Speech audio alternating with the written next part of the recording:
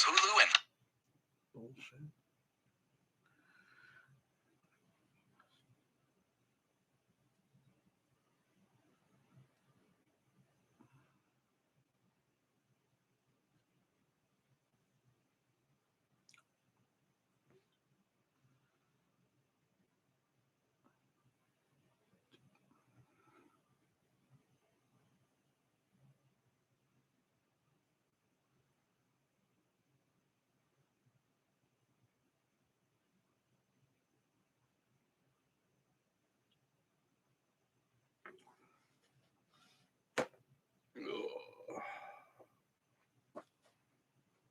What up, artist? Trying a new feature. I am, and thank you for being a subscriber.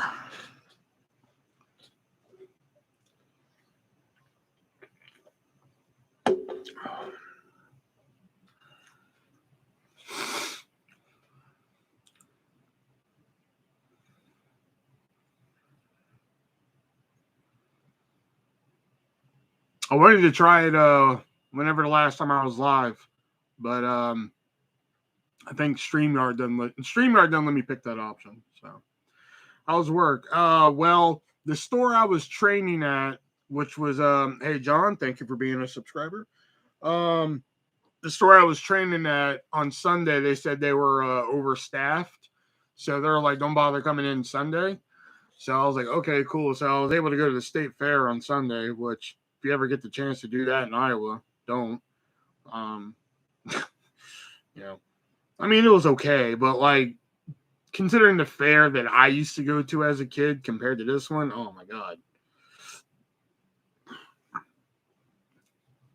Nobody takes cash for games and shit. You have to get a card and shit. I was like, oh my God, this is horrendous. It wasn't bad.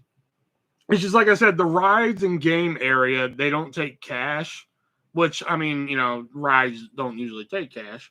But hey, Jason, what's up, man? But the games didn't take fucking cash, which was really weird, you know? And plus, like, 2 of the games had like a prize I really wanted to win. You know, that DJ Marshmallow, you know? They had like a head, a stuffed head of his and shit like that, and I really wanted to win it. But the 2 games that have it, they were practically fucking impossible to win. You know, it's like you got to throw a baseball on top of your head and break a beer bottle. I'm like, son of a bitch, you know. Or fucking, you know, shoot a basketball from fucking 900 feet away. Oh, okay, all right. You know, so I tried, but I couldn't win it. I really wanted that stuffed marshmallow head, man. I did get to ride some old school rides. Like, I got to get inside the giant spaceship where they stick you to the wall and shit. That was fucking old school right there. If they would have went around one more time, man, like, fuck, though, man, I would have got sick. Like, shit. And I was going to go into Tilt-A-Whirl. I fucking love me some Tilt-A-Whirl, man. But, like, the fucking, the line was always long and shit. So I was kind of pissed, you know. But other than that, it was decent. You know, there was some good food. They had some good poutine there. You know, fries, gravy, cheese curds, delicious. I did buy one of those like portable air conditioners for like your neck. That was dope. So I did use that for about 4 hours because I bought 2 of them. And I was like, do they come charged? He was like, they come with a pre-2-hour charge. I was like, all right. So I had 2 of them. So I used those fuckers up right away. I did buy a foot-long corn dog. That was pretty good.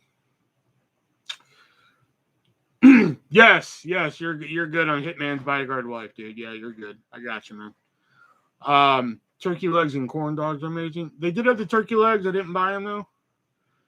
I drank more than I fucking. Which big surprise, because like you can go to like a booth at the fucking fair, like a lot of booths have them, and you can pay like $4 for like a cup, and like you know, and get your drink and shit. And then like other booths at the fair, they'll refill them for like $2 or $3. You know, so that's what I did. You know, that's what I mainly did. They did have a stand there that sold like the inflatable animals and shit like that. And they had a purge mask, like from the fucking purge. And I was like, dope, I'm buying that shit. I picked it up thinking like, okay, it's going to be like $10, you know? I was like, how much y'all want for the purge mask? They're like $30. Put that shit right back. Thank you. Left. Where do you work now? I work at Firehouse Subs. Firehouse Subs. Did you get a happy ending massage? Oh, God. Did they have those at the fair? That'd be a new ride. But no, I did not. Some of the stuff at the fair, I was still fucking amazed they still had. Like they said, the magic maze, you know, and shit, where like you gotta walk through like a mirror-like maze and shit. I was amazed they still had that. I was like, wow, they still have that shit? You know? Whereas some of the shit I'm surprised they didn't have. Like they didn't have the giant swings. You know, where like it swings you around. Yeah, I was amazed they didn't have that. I was like, what the fuck? $30 for purging and for a purge mask, they might have those cheaper. Yeah, I know, but like I was at the fair, so I thought like, you know, I thought it'd be good. Nice shirt. Quite yes. The Vaudevillains. Aiden English, Simon Gotch, the Vaudevillains. Fucking love the Vaudevillains. Artists, what do you think is the most underrated horror franchise? I say Children of the Corn. I can't say Children of the Corn because I've only seen parts 3, 4, and 5. But most underrated horror franchise.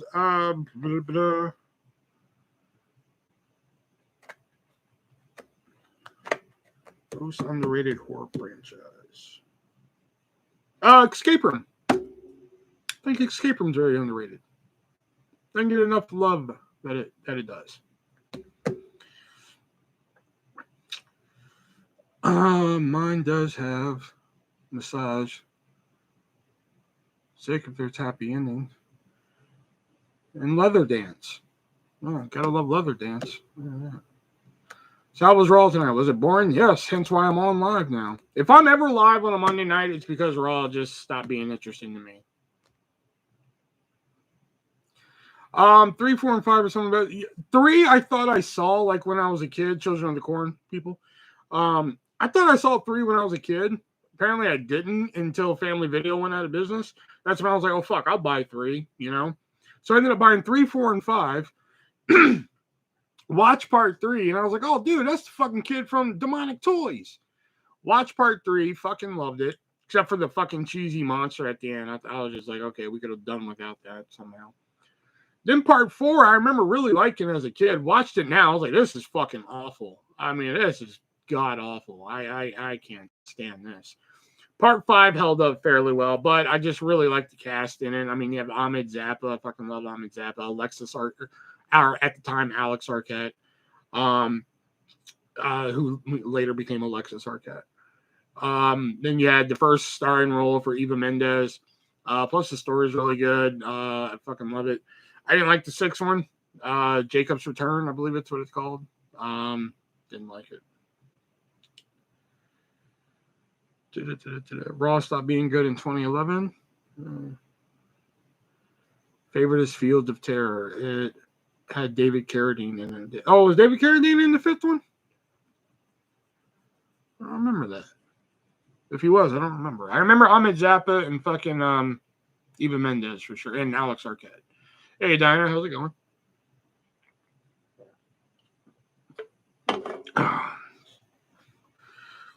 Leatherface.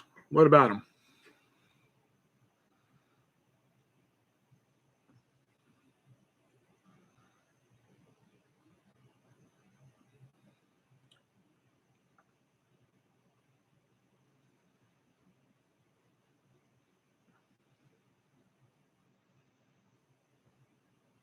Yeah, Carradine was a creepy older dude.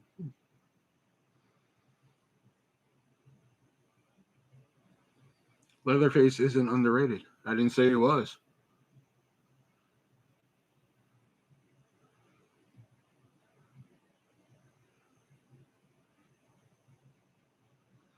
Are you going to watch the Chucky TV series? Not sure when it's going to be on TV. I think it comes out in October, I think, or late December. No, just July. Okay.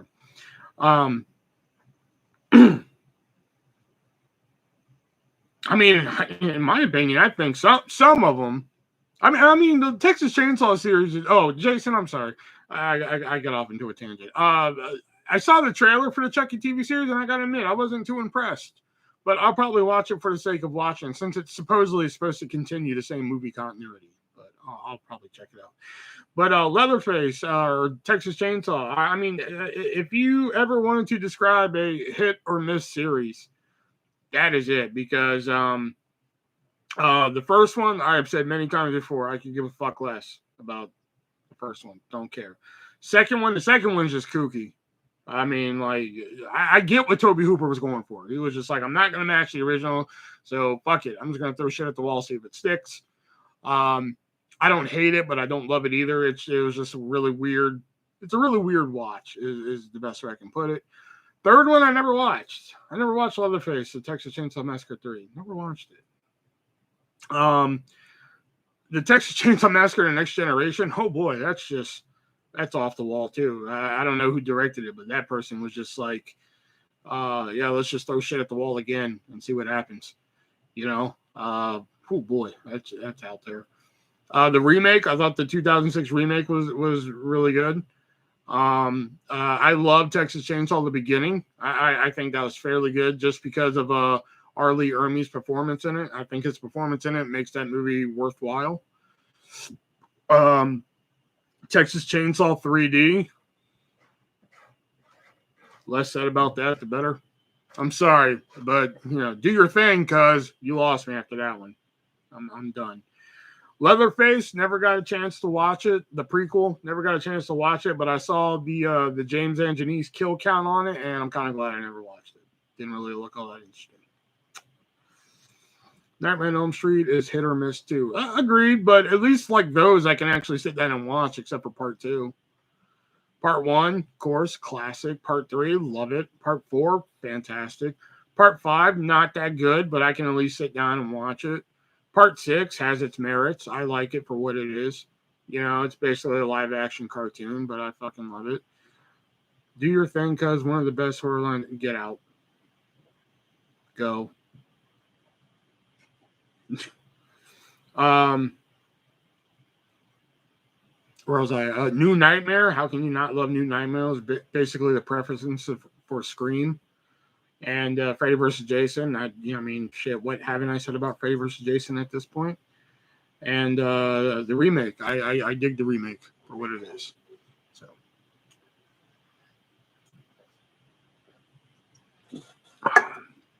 Part 2 is my favorite, or second favorite. You have the body and I have the brains. The only thing I really like about the second one, the only thing I can really say that's like I really dig about the second Nightmare on Elm Street is the beginning scene, the school bus scene. That's the only thing that really stands out as memorable towards me for some reason. I don't know why, but that always stands out as something memorable. But like I said, if I'm gonna marathon the Nightmare on Elm Street movies, I usually just skip part 2 because I'm just like, fuck it, don't need it, don't care. I do like that. There are very few things I like about it. I do like that they actually carry the continuity from the fucking first one. If I remember correctly, they do acknowledge that Nancy used to live there. Don't they find the claw in the basement, or is that the first one I'm thinking? I think I'm thinking of the first one. What do you think about him coming out of Jesse's body? That's a good effect. That's a good effect. But I don't know. Just overall, I do not have a pleasant experience with part 2. It does do some things right. It does do correct claws in the basement. Of the second movie or the first one?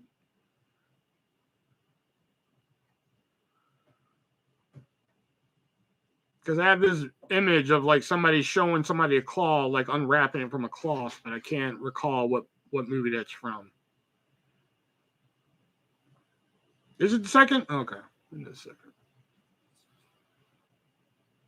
Plus, the second one does something not a lot of horror movies do. There's not a final girl. There's a final guy. Which you don't see that too often.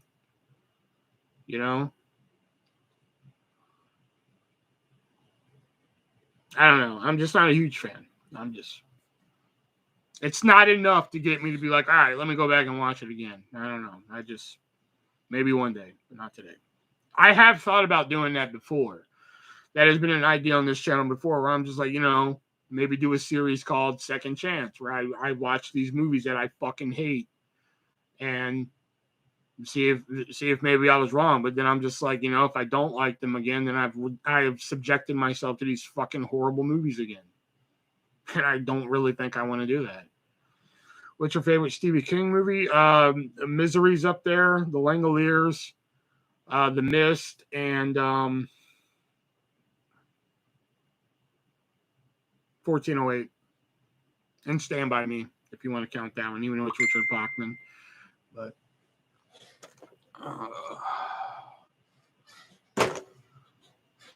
good idea, second. Yeah, but still, I don't want to do it because then I have to watch shitty movies again, and I don't want to do it.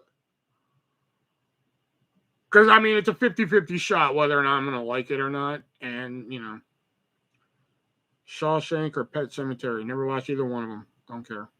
Which is funny because I've seen Pet Sematary 2, and I really enjoy that movie. Why is John the only one mainly talking? There's 6 of you guys in here. Let's go.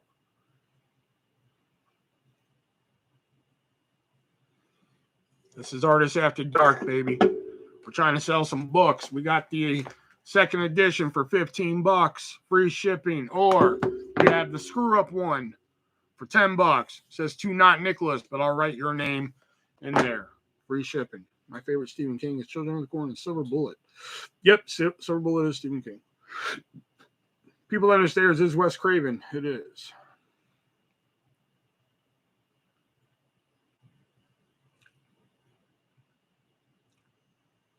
Why are you spelling cemetery like that with the E capitalized like that? I thought the first time was just a typo, but you've done it twice now.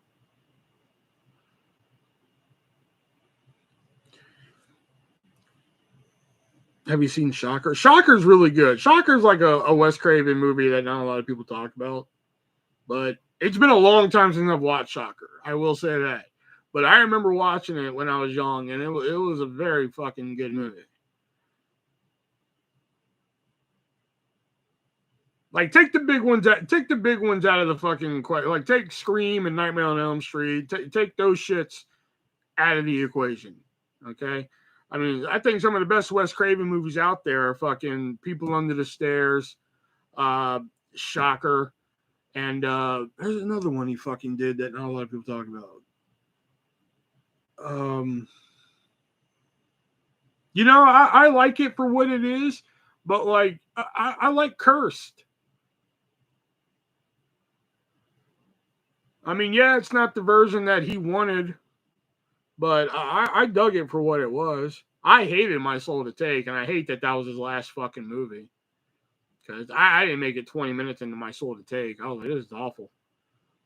I was like, God bless Wes Craven, but like this movie's awful.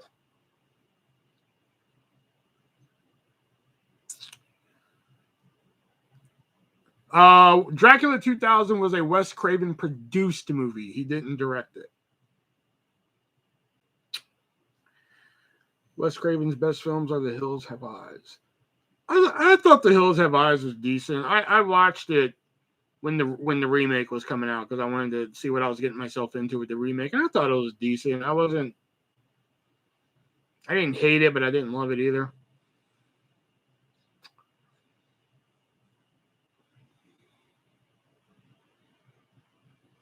And of course, Last House on the Left is great. That movie's just mind fucking. Like my mom, I've told this story before, but my mom is the one that actually told me about Last House on the Left. Everyone get a book. He got both versions. He's got a first edition, and he's got the typo filled fucking first edition, and he's got the fixed second edition, which has all the typos fixed except for one that I know of. But my mom actually told me about The Last House on the Left. Never saw The Serpent in the Rainbow. She actually told me about Last House on the Left and how fucked up it is and shit like that. And as a kid, she wouldn't let me watch it, So as I grew up, I was like, all right, I don't want to watch this movie. So I watched it and I was like, wow, that was kind of fucked up and shit like that. Then she told me about I Spit on Your Grave, the original. So I eventually watched that and shit like that, and I just wasn't too impressed with I Spit on Your Grave. I mean, was it disturbing? Yeah, whatever. But like, I think Last House on the Left was more shocking than anything. I live overseas, too expensive. Sorry. Oh, yeah, that's right. I keep forgetting I live overseas. Fuck.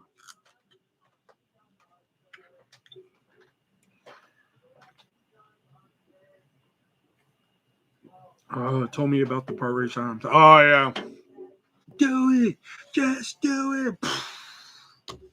My mom told me about the infamous piss your pants scene. That's what she told me about. How about My Soul to Take, masterpiece? Didn't I just say that I didn't?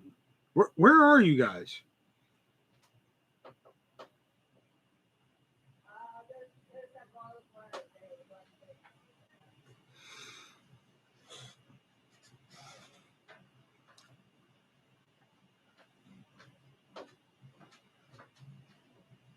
I just said, damn shame My Soul to Take was his last film because it was god awful. I didn't make it 20 minutes. Oh, you're at work. Okay. I said, damn shame My Soul to Take was his last film because I didn't make it 20 minutes into it. And I quit because it was terrible. My mom and me even saw the remake in the theater. Oh, I couldn't stand the Last House on the Left remake. I bought it at Goodwill like a couple months ago because that was one I was gonna watch and like, all right, let me give it a second chance. See if I really don't like it because, like I've said many times before, it took me 3 times to watch the Nightmare on Elm Street remake to be like, oh, okay, I kind of dig this. Still haven't watched it. But like I hated fucking the Last House on the Left remake the first time I watched it. And I was like, this is awful. Just like some movies just don't need to be fucking remade. You know? Some of them I'm like, sure, go ahead, give it a shot. You know? I mean, I was a firm believer in Nightmare on Elm Street shouldn't be touched. But I watched it. It took 3 times, but I was like, okay, you know. Friday the 13th, I was just like, all right, go for it. Fucking remake it.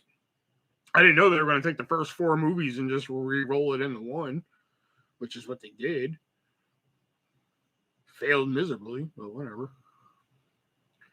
There's only one part in the fucking Friday the 13th remake I really like, and that's when that chick is like under the dock hiding from Jason. That was like the one part where they like had me holding my breath. Like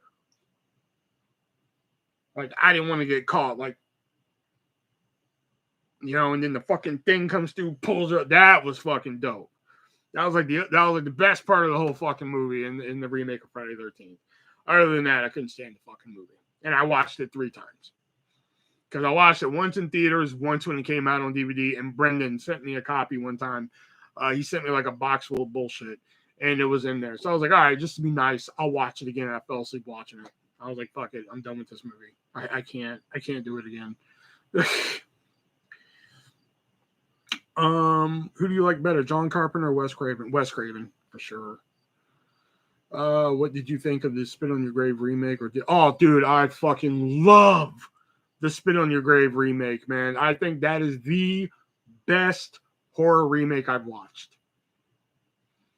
I think it is fucking perfection. It is just fantastic. I mean, it updates it for a new time perfectly. I think the characters in there are perfectly deranged. I love how they did the kills, some of the kills the same way, but updated it for a new generation, like the slicing off of the dick. I thought that was fucking fantastic. They still did the dick slicing scene, but they updated it. They took it, they fucking cranked that shit up to 11, and I fucking loved it. The introduction of the new character, the sheriff. At first, I was like, that's a little too much, but then it all made sense later. It was fucking love it. It is probably the fucking best horror remake I've ever watched. Period. Hated the remake. They then made sequels to the remake. Hated the second one. Boring as shit. Third one I thought was pretty good because they brought back Sarah Butler. I watched it yesterday for the 10th time. It's amazing. Did you ever see the movie Cat? I remember seeing it a long, long time ago. I think you were here last time we talked to, because you're actually the one that pointed it out to me. I just remember like the little demons coming out stealing breath from people because I thought it was Salem's Lot.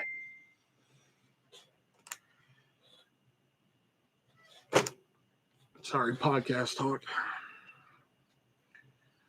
Which y'all better be thankful there's a fucking podcast this week, because there was almost no podcast this week, and I had to sit down this afternoon from fucking 1:30 in the afternoon to 5 o'clock to watch SummerSlam, and I'm pissed.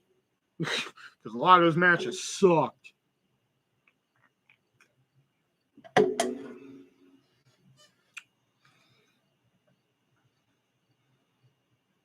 I loved Hostel 2. I will say Hostel 2 was an improvement over Hostel 1, but I still didn't like it. I didn't like either one of the Hostel movies, quite frankly.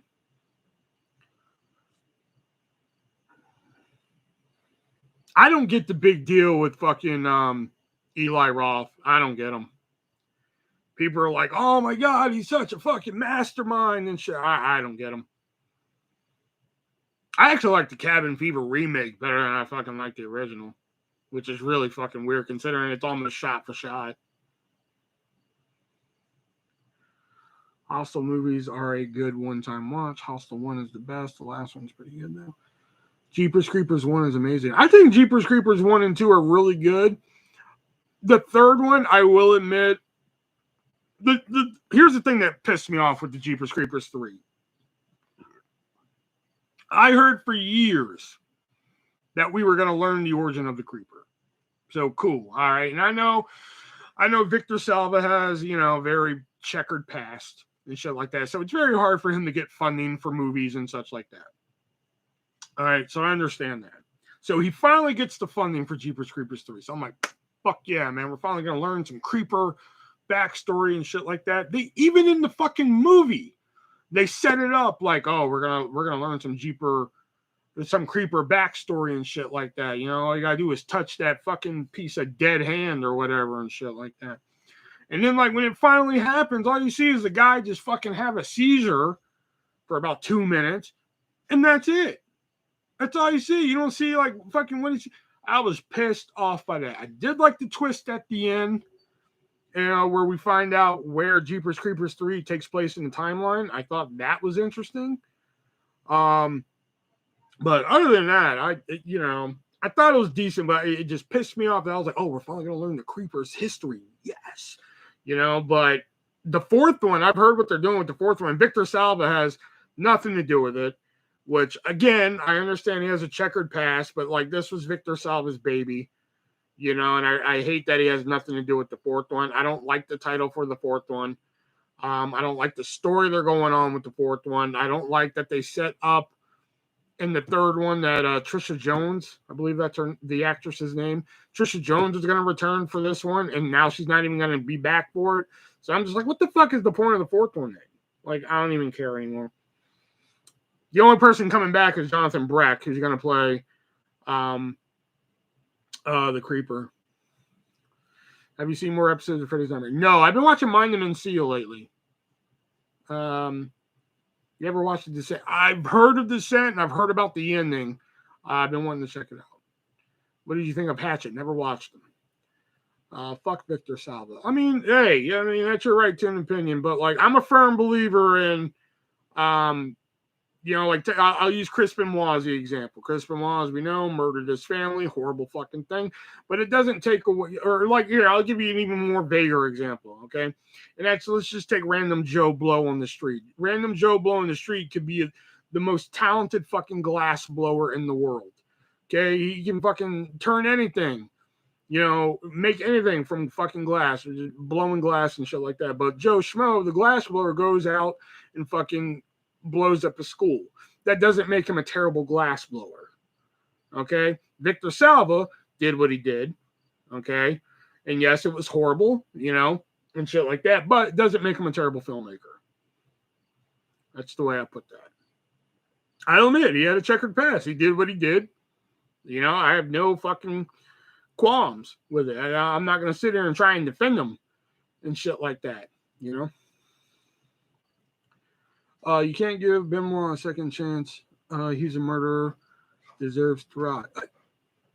But again, it does. But my point with the Benoit thing is that people were like, oh, I used to love Benoit was like my favorite wrestler, but now he sucks. I'm just like, because Benoit killed his family, it doesn't make him a terrible wrestler. You know what I'm saying? That's my whole point with that.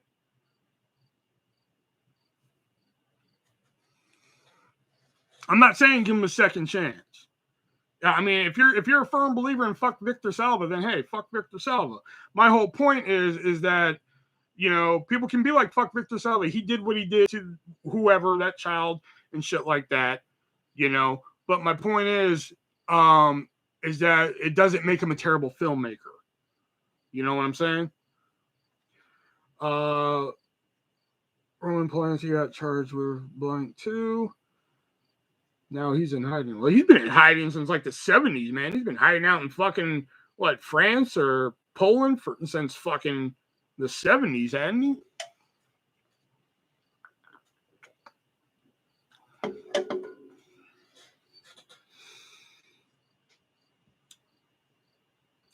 Yeah. He dated Sharon Tate. Yep.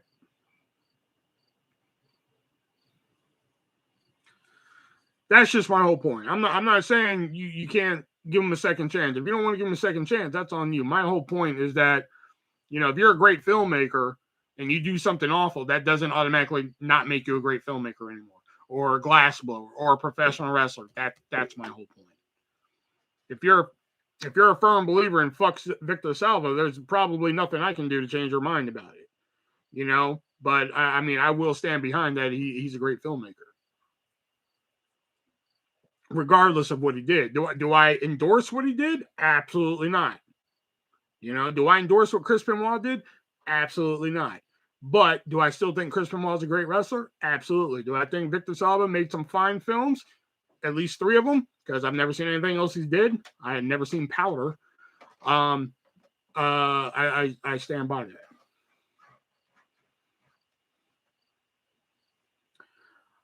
Yes, you did submit a question for the podcast. Yes, you did, Jason.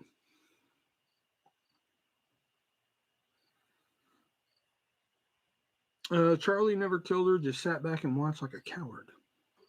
Guess you could put it that way.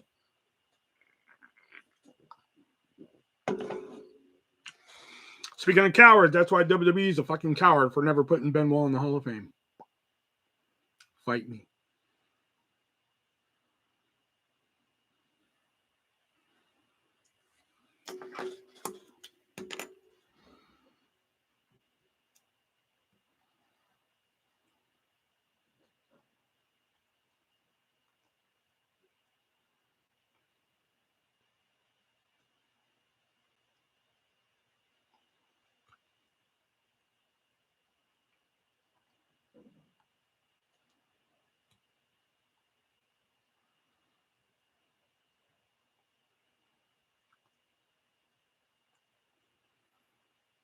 Which serial killer would you fight if you had to? I'm a big boy, so I think I could take him if I had to, and that's Dahmer. He was a skinny little guy. I think I could take him.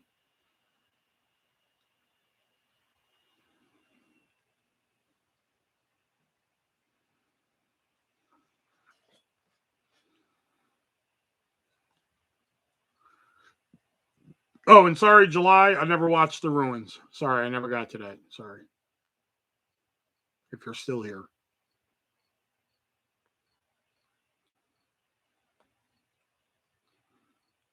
Yeah, Dahmer was tall, but he was skinny too. I could take him.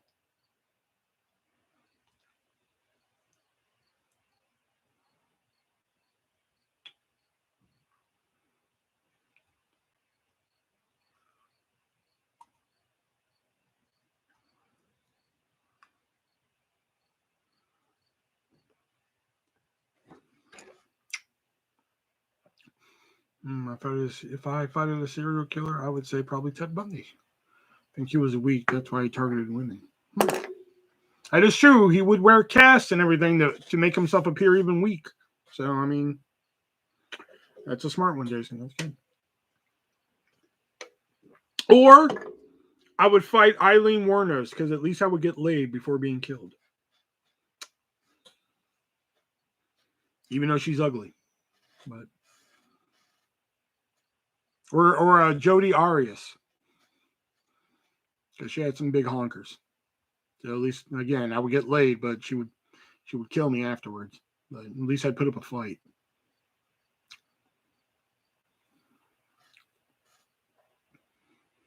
Although Jodi Arias wasn't technically a serial killer. She only killed one person. Ted Bundy would at least throw lunches.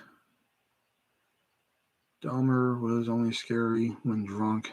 That's when he killed all of his victims. You ever see the movie Monster? I have. Actually, Baby Mama is actually the one that fucking got me to watch that one, which is weird considering how many fucking movies she hated. But she was like, "Oh, you should watch this. You would like it. You would like it. You would like it." All right, so,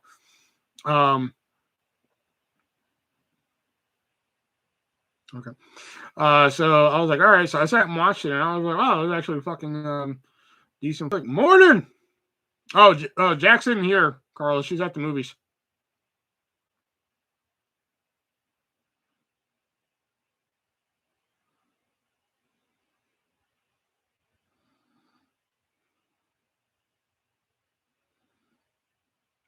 Okay. Oh, okay. I just wanted you to know. What's Jack seeing? She's seeing Free Guy with Ryan Reynolds. So I guess Carla. What you doing tonight? I wish I could be a fly on your wall. Are you really alone? Each move that you make. Okay. She told me you were disrespecting that song on one of your lives a couple days ago.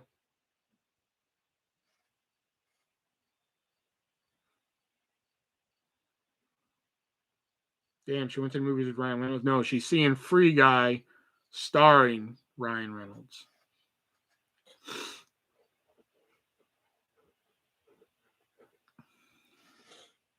Oh, and thank you for being a subscriber, Carla, because I do have subscriber mode on where only subscribers can chat. So thank you for being a subscriber.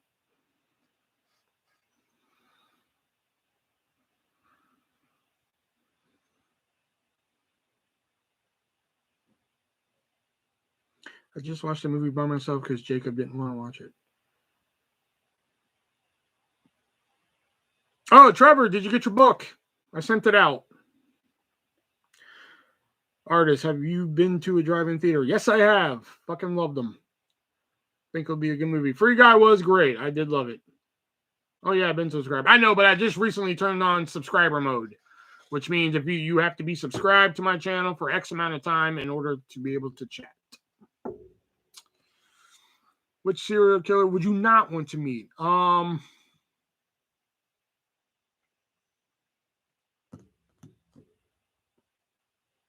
BTK. Bound, torture, kill. Seems like he likes to, quote unquote, play with his food. So I'll pass on that one. I watched Across the Universe. Have you seen it? No, I'm not. I'm not real big on the Beatles, so I just never really cared to watch it. I hear it's good though.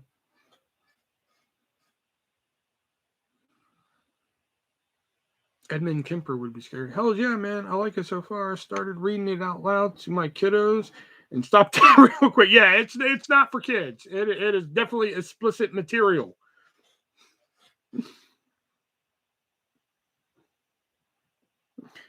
My mom stopped reading my book after page 6. She was like, all right, I'm done reading this shit. I was like, I told you didn't want to read it. I wouldn't want to meet any serial killer. Well, yeah, that's true. That's a fair point.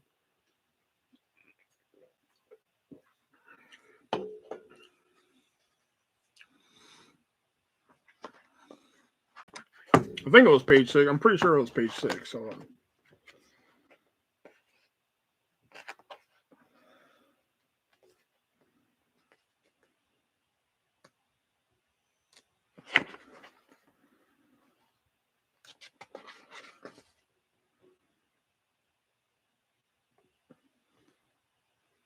Oh no, it wasn't page 6. Holy shit, it was way before that. It was page 4. Page 4, my mom stopped reading the book.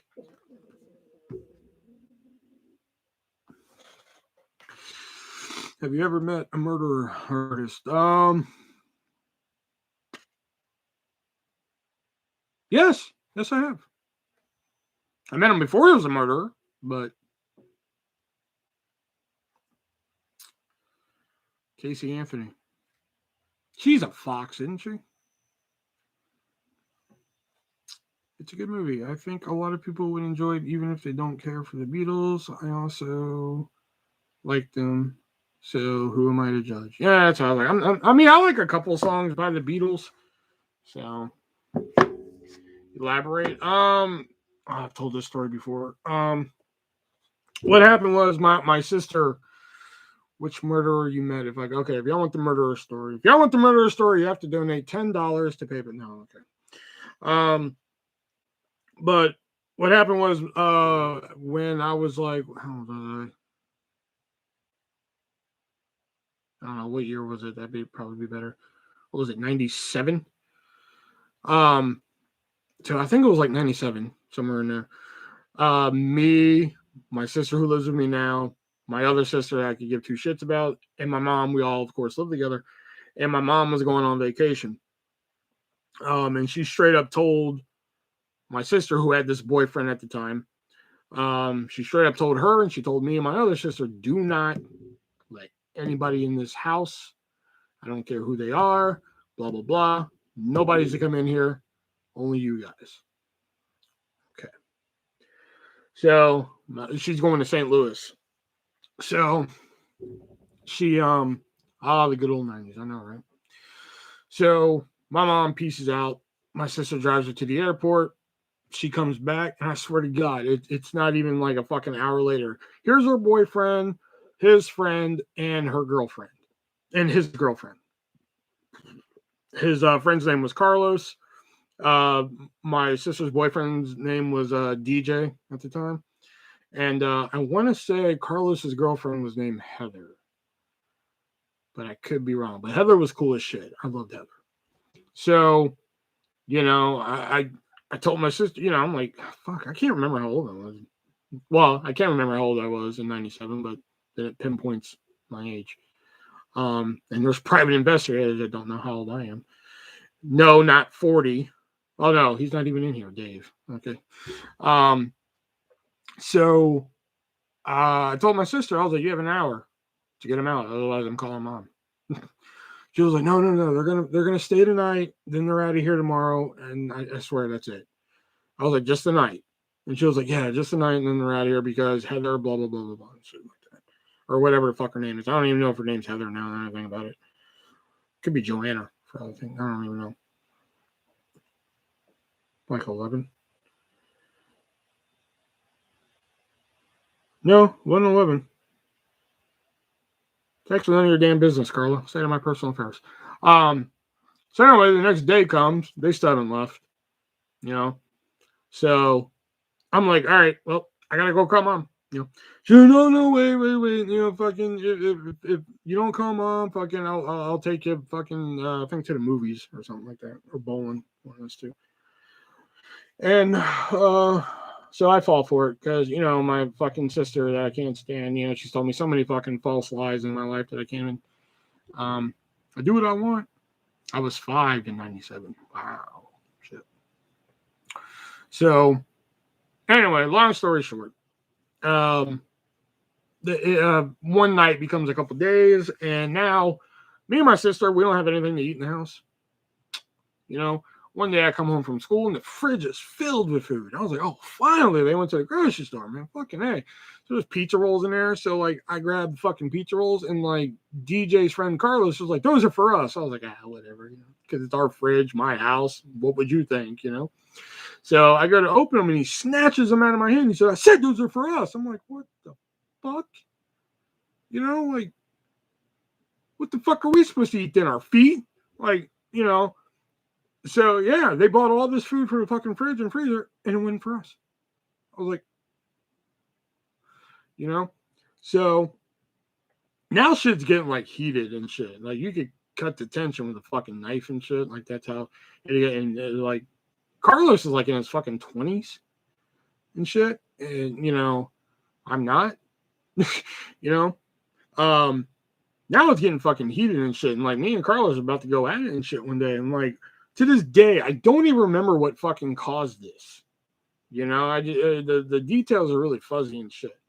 But all I remember is Carlos got mad at me for something. I don't even remember what the fuck it was. Next thing I know, Carlos draws a knife on me, you know, and holds it about right here. Like if he were pointing it to me, he's pointing it right here and shit. So I'm like, bro, you've been staying in our house. Exactly. You know? So like I fucking flip shit. So he's holding the knife at a distance towards this area, and he has like a huge mug of fucking iced tea in the other and shit. You know? So like I had an instinct, man. I don't know why, but like I fucking swat down the knife and then knocked the tea out of his hand, and like that spills all over the floor. So that causes a fucking disturbance and shit like that. So like now shit's even like again that you could feel the fucking tension in between us and shit. But like I just had a fucking knife pulled on me and shit, man. Like what the fuck am I gonna do, man? You know? So now the next thing I know, I'm sitting in the fucking living room. Lights. I mean, it's like a scene from a fucking movie. I'm sitting in the fucking living room, lights off, no lights on, the sun's going down. Shit. It's like the room's just getting darker and darker. And shit. I'm just sitting there like, I don't know what else to do. By this time, like my sister's done taking the phone into her room. And my other sister was just like, no, don't call her. Don't call mom, blah, blah, blah. You know? So I can't get to a phone to call mom and shit like that. Yeah, I could have probably gone to a neighbor, but you know, I wasn't that smart. Well, I'm still not that smart, but whatever. So I mean, it's to the point now where like they're traveling back and forth from North Carolina to Virginia, and they're like, "Do you want to come with us?" I'm like, "No." They're like, "We'll buy you something to eat," and that'd be the only way I'd go, just so I could get something to eat. I'd have been shit. Come to find out, they're going back and forth from North Carolina because they're cashing fake checks, which I didn't figure that out till later. So finally they're leaving. Oh no, I should mention this because it's kind of important. So on one of the trips to Virginia, they're just like, if you go with us, we'll rent you a game from Blockbuster. I was like, okay. So I go with them. So we stop at a Blockbuster. They're like, what game do you want? I was like, I've been wanting to play. At the time, it was new. It was WCW NWO Revenge. So they go inside, they rent it, and they come back out. And I was like, okay, cool. So we drive back to North Carolina and shit. So, where am I? Okay. Bunch of criminals. Oh boy, it gets better. Well, not really. So now it's like the day before my mom's about to come home. Okay, now all of a sudden they're packed up, ready to go and shit. You know, and like at this point, I mean, me and Carlos have almost killed each other. There was a time where like I threw water in his face, so he threw it back in mine. I jumped on him and attacked him and shit like that. I mean, it got fucking bad and shit. So like they're out in their car and shit, and I realized that they don't have the Blockbuster games that they rented. So like I took the boxes, I went to their front seat of the car, and I threw them in the fucking front seat of the car, and I walked away. Because I was done with them at this point. I've had a knife held on me. You fucking put food in our house that we weren't allowed to eat and shit like that. You know, I fucking had it and shit. So I'm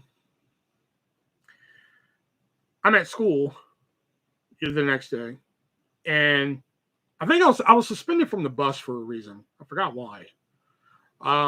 So my mom had to pick me up from school. So she picks me up. She's in the driver's seat. My sister that I can't stand. What was the worst fight? Okay, you wanted to hear this story, and you're like switching topics here. All right, fuck the story, I guess. All right. What was the worst fight you ever been in? Let's see.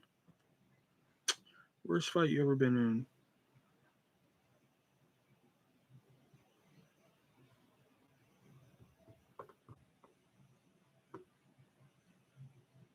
I don't know.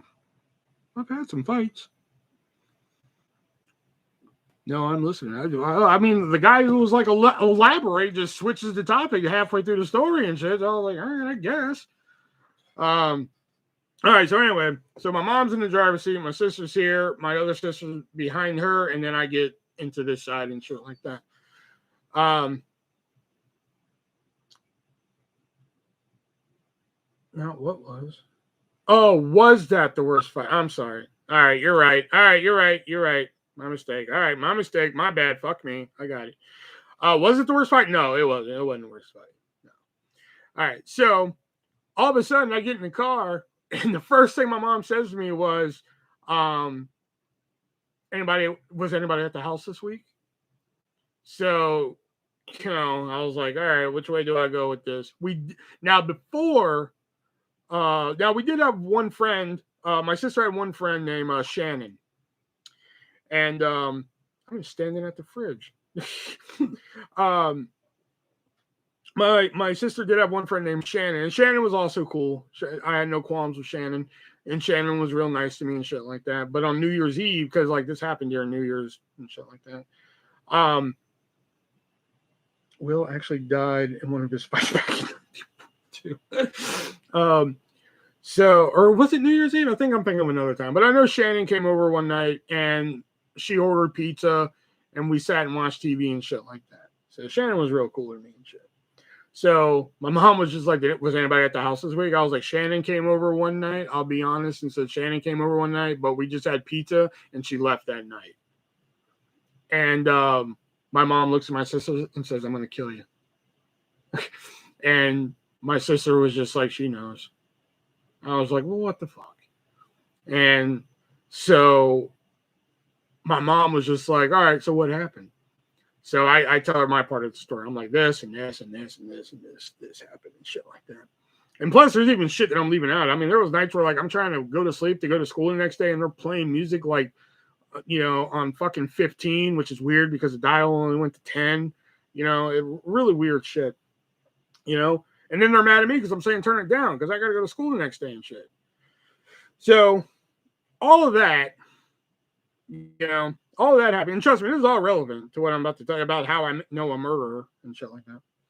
So during that trip, during like while my mom went there and shit like that, I had a Nintendo 64 at the time. This is like when Nintendo 64 was like brand new, so like the system was still like $200 and the games were like anywhere from $60 to $80 a pop, So during that, my sister was like, hey, can we put the Nintendo 64 in my room tonight so we can play Mario Kart while you're in bed?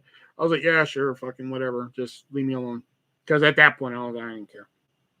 So they put that in there and shit like that. They're playing whatever. So this is a couple days now after like my mom's been back and shit like that. And one night, my sister that I can't stand, she's just like, hey, can you bring me Mario Kart? I want to play Mario Kart. And I was like, yeah, hold on.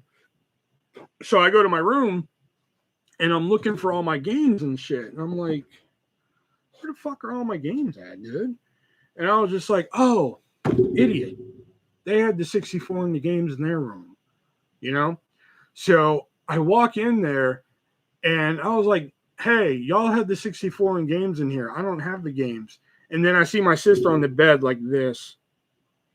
And then I'm putting it together in my brain. And I'm like, so I just had this, I looked at her just like, oh, because I put it together, she's put it together. And she just kind of shook her head like, no, first thing out of my mouth, Mom! They stole every single fucking game I had. I mean, like even the shitty games that I had, the games that people would consider shitty, like Wheel of Fortune, badass port of Wheel of Fortune was on Nintendo 64. Don't at me. But they stole like 64, Wheel of Fortune, Mario Kart 64, Mario 64, fucking the games they rented from Blockbuster, fucking Wave Race 64, which again, terrible game, but fucking whatever, it's principle. Oh fuck, what other games did I have at the time? Cruising USA, 1080 snowboarding, GoldenEye 007. I mean, fucking, every single one gone. Come to find out, my mom's jewelry was missing. An expensive camera she had was missing. The checks that they were cashing over the border were my mom's checks they were cashing. A whole bunch of other shit was missing, turns out. So they went to like all the local pawn shops to see if any were stolen, like, see if any were turned in. And they were able to find like 4. One of which wasn't really mine. They just gave it to me. It was Zelda. They're just like, oh, we found Zelda. I was like, this isn't mine. My mom's like, shut up. I was like, okay. So after that, a little while longer, Ginger and DJ break up. You know, I don't know if it was because of all this bullshit. Never really fucking cared to find out. Don't really care because I don't talk to her. You know, like if my sister walked down here right now and said, "Hey, your sister Ginger died," I'm like, "Don't care. Is dinner ready?" I really don't care. You know, so come to find out, was it North Carolina or Virginia? I can't remember. It was one of those two states. I can't remember. We used to have a shit ton of 64 games, but our 64 is broken. I have a couple 64 games, but they're mainly wrestling games. And a couple other oddball games like boxing and shit like that. So I can't remember what state it was. I want to say it's Virginia, but I'm not 100% sure on this one. But come to find out, DJ broke into a paraplegic man's house. Quadriplegic. I'm sorry, quadriplegic. That's all four limbs. I'm sorry. All four limbs. He broke into a quadriplegic man's house and stabbed him 27 times in the back, killing him, and robbed him. That was like fucking 3 months after the story I just told you.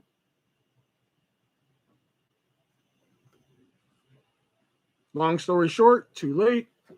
He went to prison, hung himself in prison.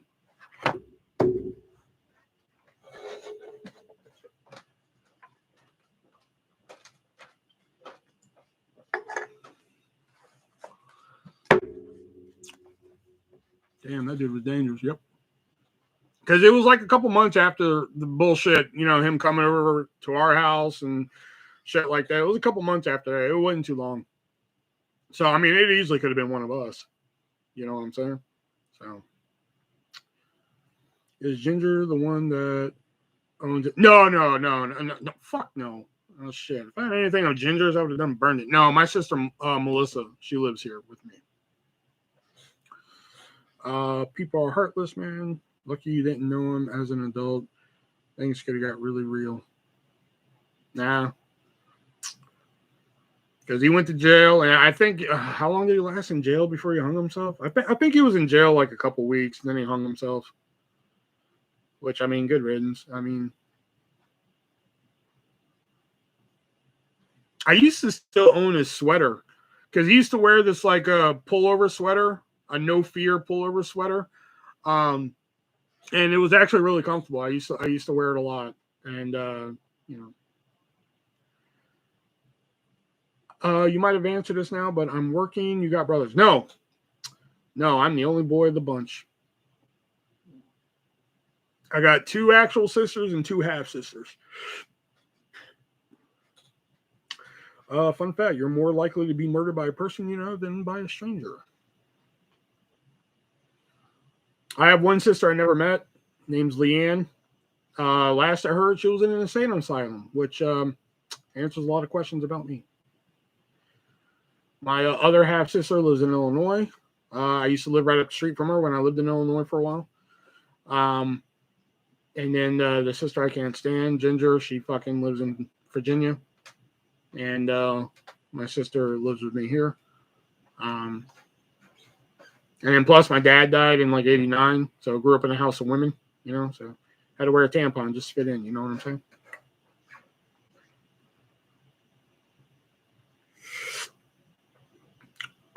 What's wrong with you? What do you mean what's wrong with me? What's right with me is a better question.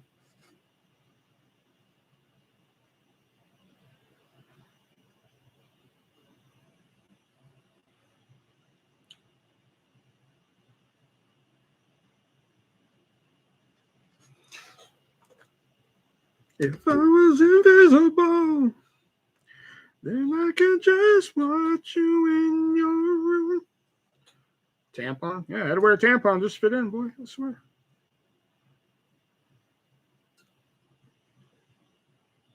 I got back on them sometimes, though. They wouldn't let me play Twister with them and their friends growing up, so I put Vaseline on all the squares. Left leg broken. You know.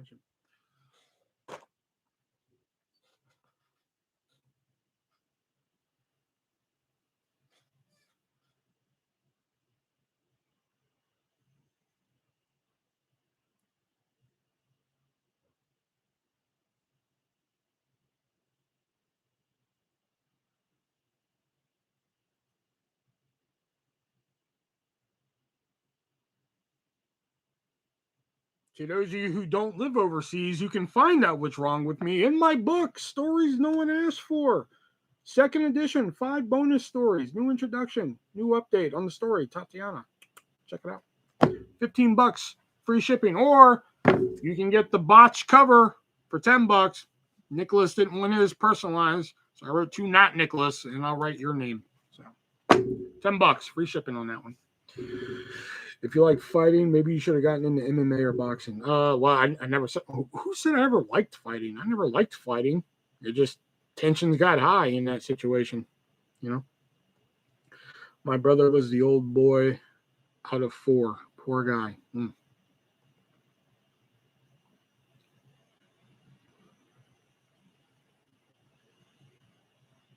$15, little man, put that shit in my hand. If that money doesn't show, then you owe me, oh. My jungle love, yeah, oh. I think I wanna know ya, yeah, what? Okay. Sorry.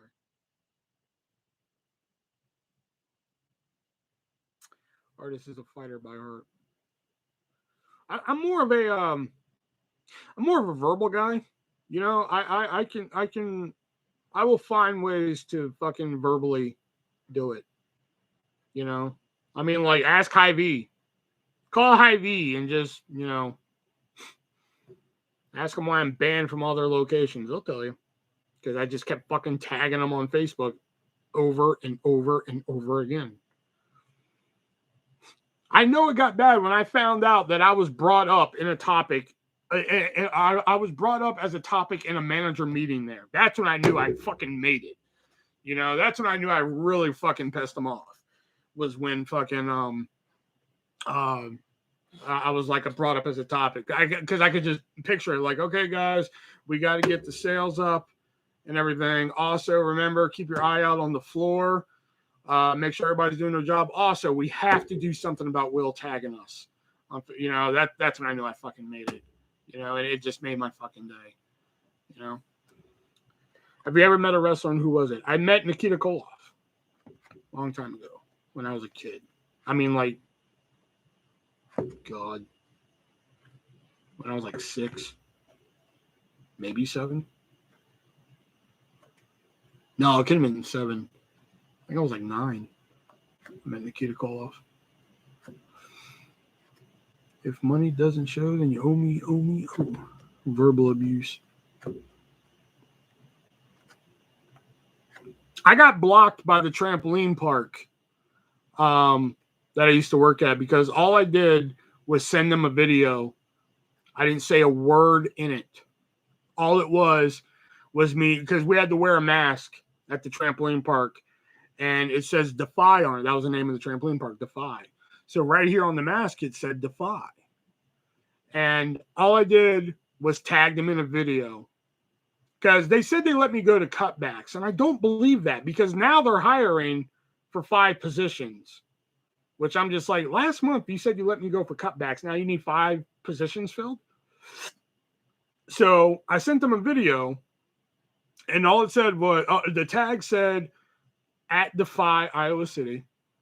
Okay. And hashtag soon. That's all it said. And the music playing was Papa Roach's Getting Away with Murder. And I had my Defy mask on.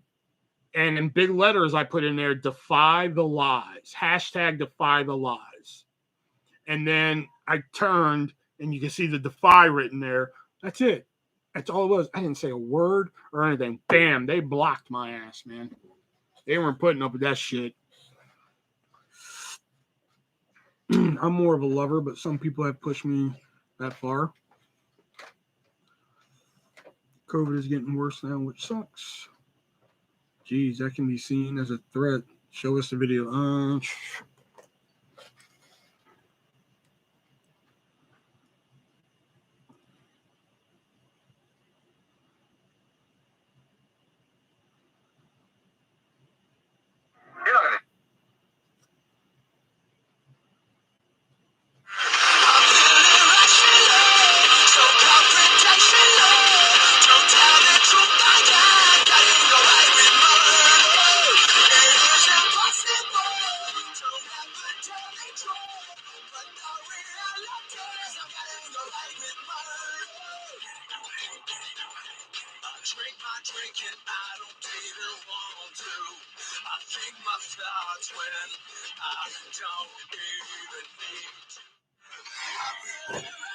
That's it. Didn't say a word or anything. At least with like Hy-Vee, they Hy-Vee still never blocked me or anything, but I don't tag them as much as I used to. I've kind of said all I needed to say about fucking Hy-Vee. They might think you're another Elliot Rogers. Fuck yeah, Elliot Rogers. I don't know who that is.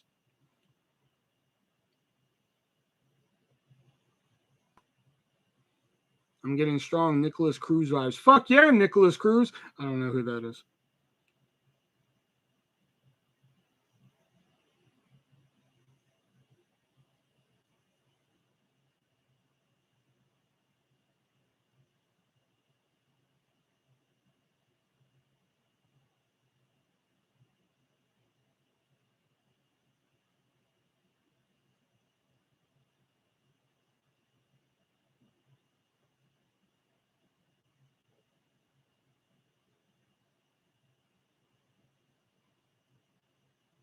I don't know who they are either. No.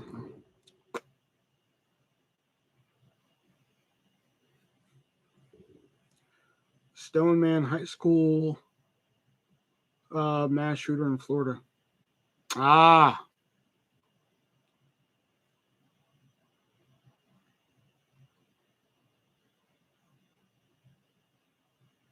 But that's the thing. That's the really weird thing, though. Like, I'm not mad at anybody there except for like one dude. There was only one dude there that really like legitimately pissed me off. Everybody there I legitimately liked.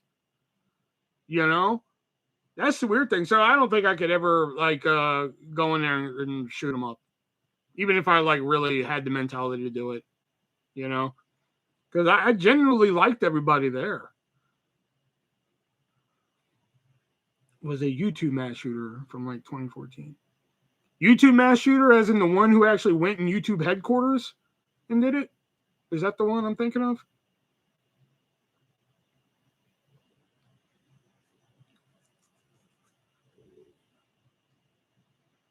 Which is very rare for me to have a job where I legitimately like everybody. You know, usually there's like, okay, I like you and you and you, but like you 8 over here, fuck off. You know? But like this one, I actually liked everybody. I thought everybody was really cool except for like one dude. There was one dude like, fuck, I mean, he can go play in traffic for all I give a fuck. You know?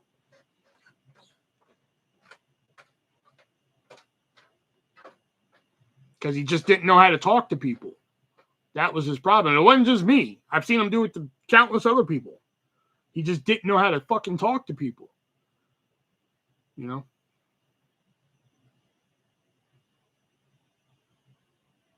I genuinely like everyone at my job too. I mostly work alone or call my best friend in. I wish I had that job. I like everybody I work with. Who do you work with? Me.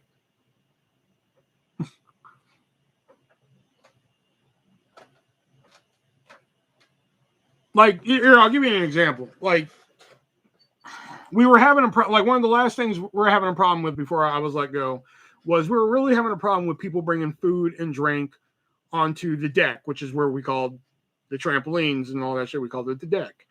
So we're really having a problem with that. And when we see somebody with food or drink, we have to go over to them and say, hey, sorry, but there's no food or drink allowed up here. And some people will be like, oh, I'm sorry. That's okay. You know, and they'll take it right down. But some people want to get fucking pissy and shitty with us, you know? So one time, one of the girls there put up a sign. They put up 2 signs, one on the ramp that said no food or drink allowed, and one next to the clock that people have to look at that said no food or drink allowed. Well, the next day, our manager came in and tore them down. I'm like, why? Why tear them down? Because they're not officially made signs. All right, fine, whatever. So one day we were having a real big problem with food or drink on the deck, you know? So we're not allowed to chit chat on our walkie-talkies. Like, we can't be like, so what'd you do this weekend? Oh, I watched Netflix and fucking got jerked off. And, you know, we're not allowed to have that kind of conversation on the fucking walkie and shit like that. Now, if it's about work, then yeah, okay. So we also had the inflatable balls that you can get inside and shit like that and like run around on trampolines and shit like that.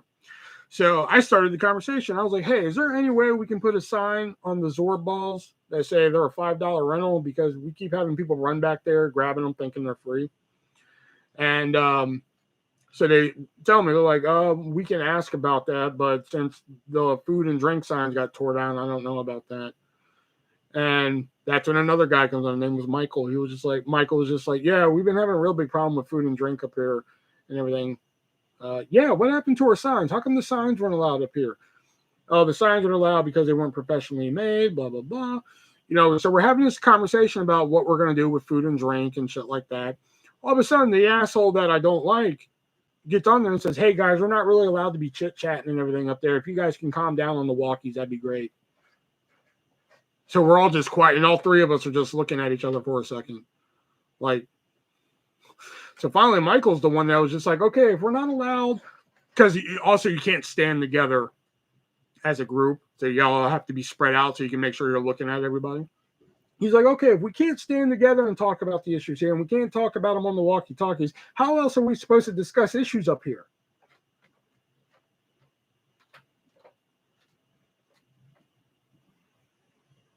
No response.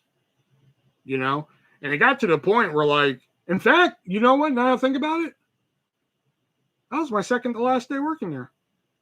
Because that was a Saturday, then the Sunday happened, and then, that was my second to last day working there. So, he was just a real fucking jerk ass, man. He just did not know how to talk to people, and he was a manager. He just did not know how to talk to people and shit. So, no, he had a YouTube channel, then he killed a bunch of random people. That's why he was seen as the YouTube killer. Ah, okay. No, doing other people's laundry for 10 to 11 hours a day is painful.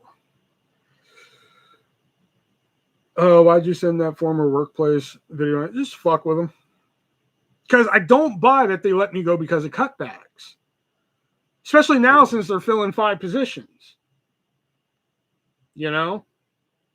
Plus the hashtag is really cool. Defy the lies. I like that.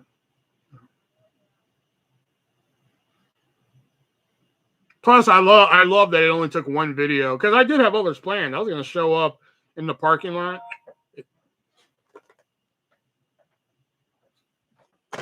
I was gonna show up in the parking lot and make a video and shit like that, but they've already blocked me, so it's all futile now. Which kind of sucks. I had more shit planned. I was just waiting to get up to Iowa City again, but I was really gonna have some fun with it too. It was really gonna be fun.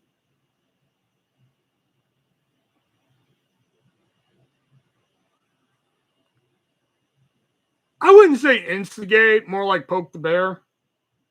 That's kind of the same thing. Maybe not instigate, but as Christopher Titus said, he's a great fucking comic. One of those people that's just okay, I see that they're getting pissed off, so I'm going to piss them off just a little bit more than stop. That's kind of more my style. Getting banned from Hy-Vee was never fucking my plan. I never planned on getting banned from Hy-Vee because even though I was pissed off at them for doing what they did and shit like that, I was still shopping there. They were still getting fucking $70 to fucking $80 a week from my ass. Because I was still in there shopping every week and shit. I never planned on getting fucking banned from it. That was just a bonus. Because I was actually good move. That was a good move, Hy-Vee. I was actually applauding it because I was just didn't see that one coming. So if there's an out and about New Orleans, are you going to be in? Yes, that is the plan. If Brendan ever decides to actually make it or crowdfund it or anything, there's supposed to be money in the budget to fly me out to be in it. That is the plan. Poking the bear is instigated. I know, that's why I changed it. I mean, he definitely instigated.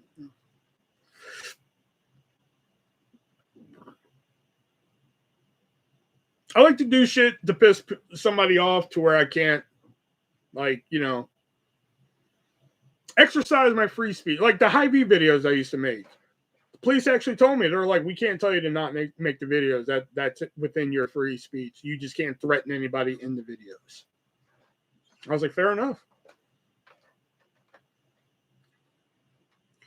I want a shirt that says quite manly. Well, this one's kind of hard to find. This is a WWE shirt, and this tag team doesn't work there anymore. So good luck.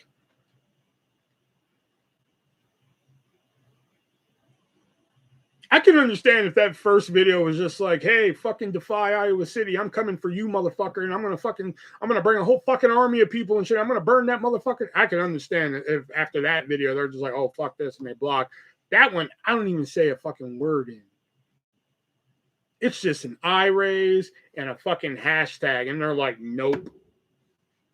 You know? It's nothing compared to what I left on their fucking Facebook page. Here, I'll read you what I wrote on their fucking Facebook page.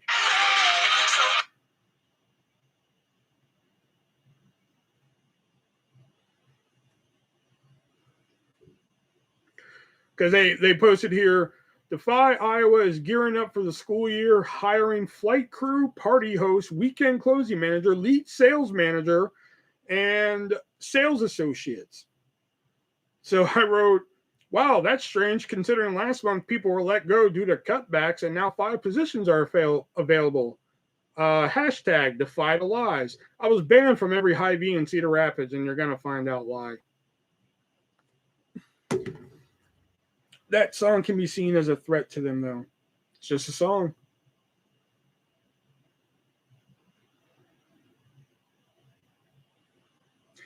Have you ever got into a fist fight with a fellow employer? Almost. I've come to the point where I wanted to fuck.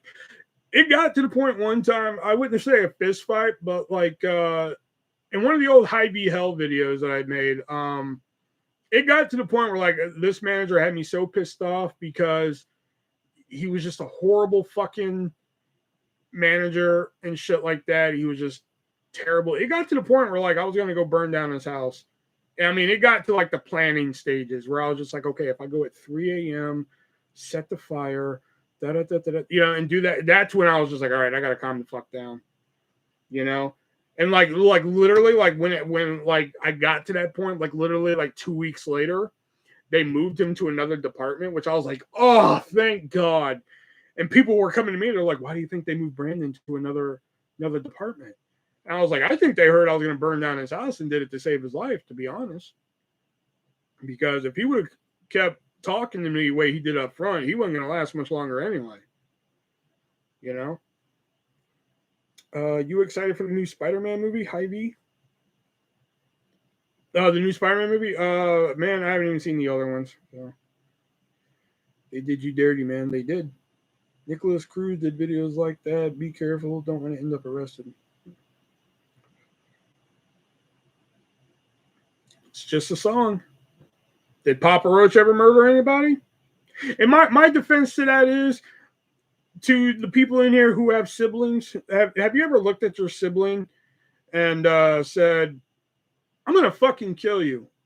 Now, my follow-up question to that is, who in here has a dead sibling that died at their own hands? Anybody?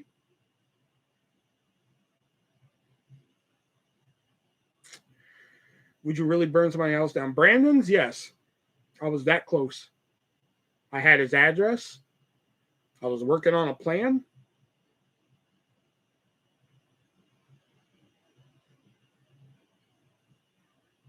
Y'all don't know the fucking misery that this man put me through. And people are just like, well, you just have a problem with authority. No, I have a problem with people being assholes. That's what it is. Brandon big, tall, and stupid? No, that's Austin. What you can read about him and Stories No One Asked For, Volume 2. There's a story about big, tall, and stupid in here. Check it out. You should do a video with Mellow Yellow song Murder in My Mind. Never heard of it. I threatened violence to my siblings weekend. Exactly. Have you ever killed a sibling by your own hand? I was shocked to see Wendell in the credit scene of Out and About Vegas. Yeah, that was that was the joke. That was actually going to be the joke in the first one before I did the other one. But I went with that this time around. I went with, I pulled a knife on him once when I was a kid. I pulled a knife on my sister. That's mainly why I don't talk to the sister I don't talk to now, because when they came and lived with us in Houston for a while, they got bad because he pushed me too far. YNW Miller, YNW Mello made a song, Murder on My Mind, also killed 3 men. Huh.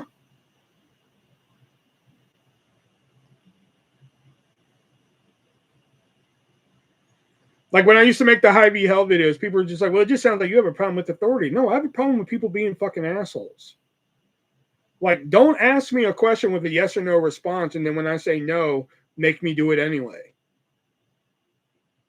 Because it just defeats the point of the whole question.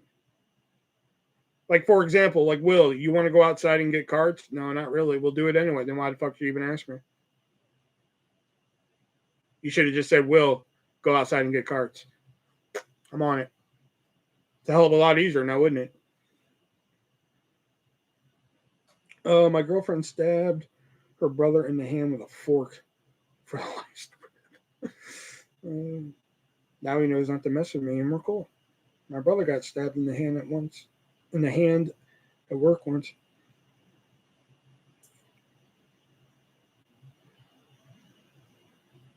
All right, I didn't expect to be live this long. Let me grab a new drink, guys.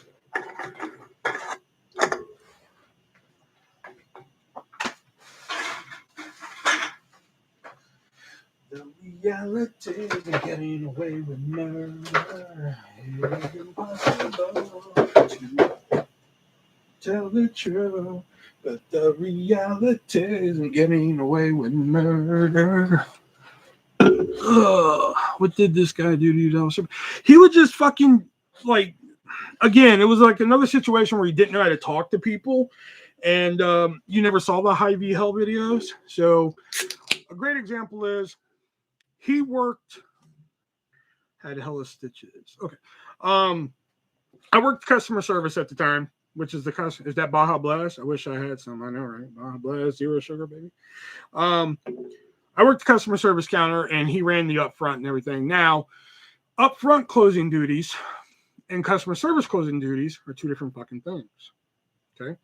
So when you close customer service, you have a list of shit that needs to get done. So you need to do this, this, this. It's voltage. No, it's Baja Blast.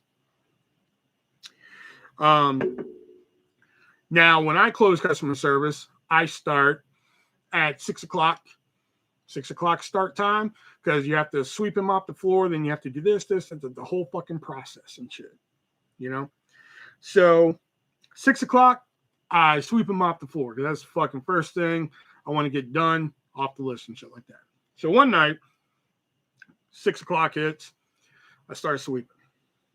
All right, sweep the floor, but you get customers who come in and shit like that, so you're not going to get done with it right away. I'm drinking Code Red. Oh, man. So I'm sweeping and shit, and customers come up. So, like, now it's like 6:30, you know? So I get mopping, and, like, I'm almost, I start mopping, and Brandon comes over to me. He's like, Will, can you take care of these go backs? Which, I mean, I don't think I need to explain what the hell go backs are, but, and I said to him very nicely, I wasn't an asshole about it or anything. I was just like, yeah, let me just take care of the floor real quick, and I'll get those for you, okay? So I mop. We get some customers come up, so I take care of them, blah, blah, blah. I go back to mopping. I'm literally almost done mopping. I literally have like fucking maybe, I don't know, this much fucking floor left, you know? So I'm almost done. And he comes over. He was like, didn't I ask you about these takebacks? And I was like, calm down. I said, once I get done with the floor, I'll get your go backs. You know, do they have zero sugar and voltage? They do not. They do not. And he was just like, well, you know, these go backs are more important than what goes on over there. So, like, I just dropped the fucking mop where it was, like in the middle of the fucking floor. So I was like, fine, you want them done that bad? Fine. You know, you obviously don't care what goes on over here, so fine, fuck it. I drop the mop and I go grab the car to go backs. You know? So, and I'm very passive aggressive. You know, I think it's very clear. I think I've made that very clear. If you read my book, it's very clear. So I put like two things back on the shelf. I was like, you know what? Fucking, I told him if he just lets me finish the floor, I'll get his go backs. I had no qualms about doing the fucking go backs, because when it's slow at customer service, we have to help out front, which again, no qualms about that either. All I said was, let me finish the fucking floor and I'll get the go backs. Like, not a problem. You know, because I try not to fucking argue with him because he's a fucking retard, you know? So after I put 2 things back, I was like, you know what? He doesn't care about what we have to do at customer service. I'll take care of that then, because I'm a very passive aggressive asshole. So I pushed the cart back up to customer service. I grabbed the list that we have to fucking check off and shit, tear that up, throw it in the trash, and I'll leave again. You know? So now I'm putting shit back on the cart. What do I hear over the intercom? Will the customer service, please? Will the customer service? I'm like, motherfucker, you want me to do the go backs. Now you're calling me to customer service. Did anyone at Hy-Vee ever watch your... Oh, yeah. Oh, they were... when I worked there. The girlfriend watched a couple, but to be honest, even though she was my girlfriend and shit like that, she was not an artist fan. And just say he's an idiot. I'm sorry. I'm sorry if the R word offends you, but in this case, he was an R word. But I think that's it. I think that's the only person who really watched my videos. I think the only other video they watched was my lip sync video. You know, does Big, Tall, and Stupid know your YouTube channel? He does. He actually saw the video I made after I worked at Hy-Vee. So I get called up to customer service, and Brandon has all the pieces that I just ripped up of the list pulled from the trash can and fucking put together like the fucking Da Vinci Code on the counter. I'm like, you have got to be shitting me. And he's like, what's this, Will? What is it? You see this? Like, I'm like, damn, you gonna rub my fucking nose in it too? You want to grab me by the hair, rub my nose in it? What the fuck? You know? So, and I was just like, it's the closing list. You obviously don't care about it. Why should I care about it? So I threw it away. You know, because like, you piss me off enough. I really don't give a fuck what comes out of this and shit like that. Sounds like he was mean, but no reason to try and kill him. You know, okay. Sure, John, take his side. You know what? You don't get a book now. Even if you are overseas, you don't get a book. The price of your book is now double if you want one. You know? So he's like, what's this? And I was like, it's the closing list. You don't care about it, so why should I? You know? And he was like, well, you're going to do this closing list. I was like, I didn't say I wasn't going to do it. I just said you don't care about it, so why should I? And he just looks at me for a second. You know, and I look back at him. And he was just like, they always have to carry like this phone they have in the store. I just don't want to see you arrested. This is years ago, dude. They always have to carry this phone. So, and Brandon's always move was he'd always hold the phone like this, and he kind of look at you and then nod, like, okay. Like that was always his fucking move. Like, okay. You know? So I went back to doing the go backs. So I did the go backs and shit like that. So I get done doing that. I come back and, you know, it gets warm in the store sometimes. So I used to carry like this rag and shit. And I don't know what it is. I have never figured out why I have this tick about me. But if you piss me off hard enough, I start talking like I'm a fucking 1990s gangster. By which I mean, like, if you come over to me and I'm like extremely pissed off at you, it's just like, so Will, why do we have a problem? There ain't no problem, player. Ain't nothing but a G thing, man. Don't even worry about it. Like, shit like that flies out of my mouth, and I don't understand why. I've never fucking figured it out, but shit like that flies out of my fucking mouth. So I have my rag on my neck because, like, I'm kind of sweating and shit like that. And Brandon has the audacity to come over and be like, what's that? I'm like, it's a rag, player. And he's just like, and it's on your neck because... I was like, see, because over here, player, I get a little hot sometimes. I don't know if you notice this or not, brother, but I'm a little bit of a bigger guy, and I get like just fucking just throwing in a player and a G thing every now and then and shit. And he's just, okay. And just walks away. And I just never understood why that tick happens.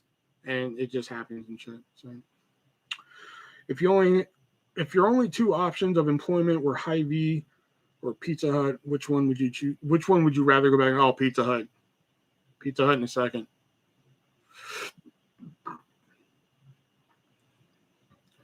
Because not only were like the people at Hy-Vee just terrible, but like I have severe fucking trust issues now because of Hy-Vee.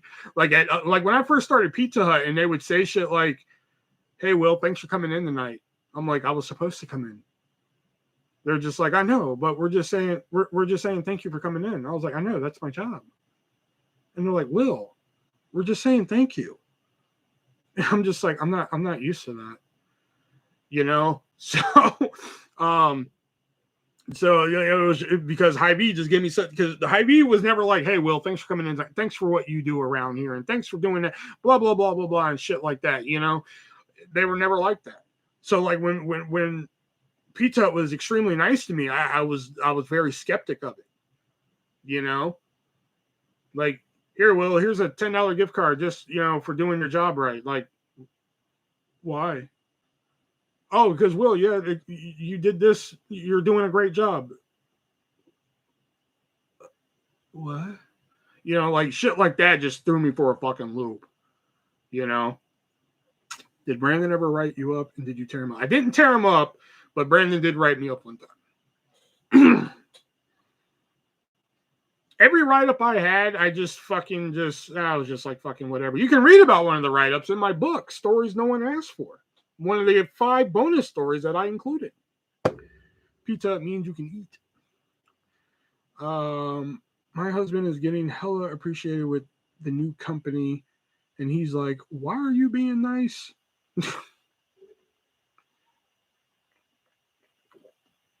That's how I felt at fucking Pizza when I started there. Like, I left one night and they were just like, Will, thanks for answering all the phones tonight. And I was just like, that's what I was hired to do. And they're like, I know, Will, we're just saying thank you. I was just like, oh, okay. I'm just not used to people being nice to me. Did you get a discount on Pizza Hut pizzas? Yes, I did. We got a, what was it, 20% or 15? It was 20 or 15. I can't remember. And sometimes, you know, if you go, if I worked on a Sunday, you know, that was usually like the night that we just got rid of fucking everything, you know, for the next week. So like I would get free pizzas depending on who was there. I was written up at a job one time because I was too passive at a smoke shop. The best one I ever got was I was written up for talking negatively about managers. That was my favorite one. The only write-up I ever got that was justified was because I accidentally cashed a fake check. And even then, I could have still argued it, but like I was in the wrong on that one, but like I wasn't for sure, you know, because like the check came back through the scanner as bad, but like I already handed the money to him. So like I asked my manager, I was like, should I go ahead and, you know, let him keep the money and then we'll worry about it later? And he was like, yeah, we'll worry about it later. I was like, okay, fine. And then like a couple days later, they're like, all right, we have to write you up for it and shit. And I was like, okay, fair enough. You know, like that's the only one I ever felt was fucking justified. One of which is bullshit that you can read about in my book, Stories No One Asked For. Second edition. I got a write up for blowing up the employee bathroom. Well, I think that one would be justified. The boss called me and made me cry, so they threw away the write up. Oh, wow. I got one for they tried claiming sexual harassment, but I was like, bullshit. No. Because what happened with that one was me and my friend Lauren. What happened was she was single. So like we had a joke going between her, and she was in on the joke. All right. We had a joke going where like I would go over to her and I would just be like, so what's up? You single? Can I get your digits? And she's just like, fucking Will, shut up. And, you know. And one day she was upset about something not pertaining to me. You know, she was upset about something. So like I'm working customer service and I walk into like our money room that we had and shit. So I walk in and I see her and I was like, you know, her name's Lauren. So I was like, Lauren, I was like, hey, Lauren. She was like, hey. And like, I didn't know she was pissed off about anything. So I was like, so Lauren, what's up? You single? Let me get them digits. And she was just like, you know what, Will, I'm not in the fucking mood today. So I was like, you know what? If you're going to be that fucking agitated, I'm just going to fucking walk away from this situation. You know? So I didn't say anything. You know? Next thing I know, fucking 2 hours later, there I am being written up for harassment. I was like, you've got to be shitting me. I was like, I'll sign this write-up. I'm going to sign it, but I want it written in there that she was a part of this. And they're like, what do you mean? And I told them the story I just told you. And they're like, okay, we'll add that. And I was like, okay. So then I write it and shit. So the next day I go up to the main manager's office. You know, her name was Katie. And me and Katie got along great, which is really weird. You wouldn't think me and the main manager would get along great. So I was like, Katie, I know you heard what happened. She was like, I did. And I told her exactly fucking what I just told you and shit like that. And she was just like, I was like, this is all one big misunderstanding. She was like, okay, so here's what I have to do, Will. I have to go talk to Lauren. I was like, okay. And she was like, if I hear differently from her, I have to let you go. You know, okay. But if her story matches hers, then if her story matches yours, then we're fine. I was like, okay, deal, done. Because this is all one big misunderstanding. And she was like, okay, and never heard about it again. You know, I wouldn't say funny thing. The funny thing about it is later on when they were letting me go, they used that situation against me to let me go. I was like, bullshit, man. So there was that write-up. There was the talking negatively about managers. There was the cash check one. Oh no, that's the book one. You have to read the book for that one. What was the fifth one? Because I know there was 5 different ones. What the fuck was the 5th one?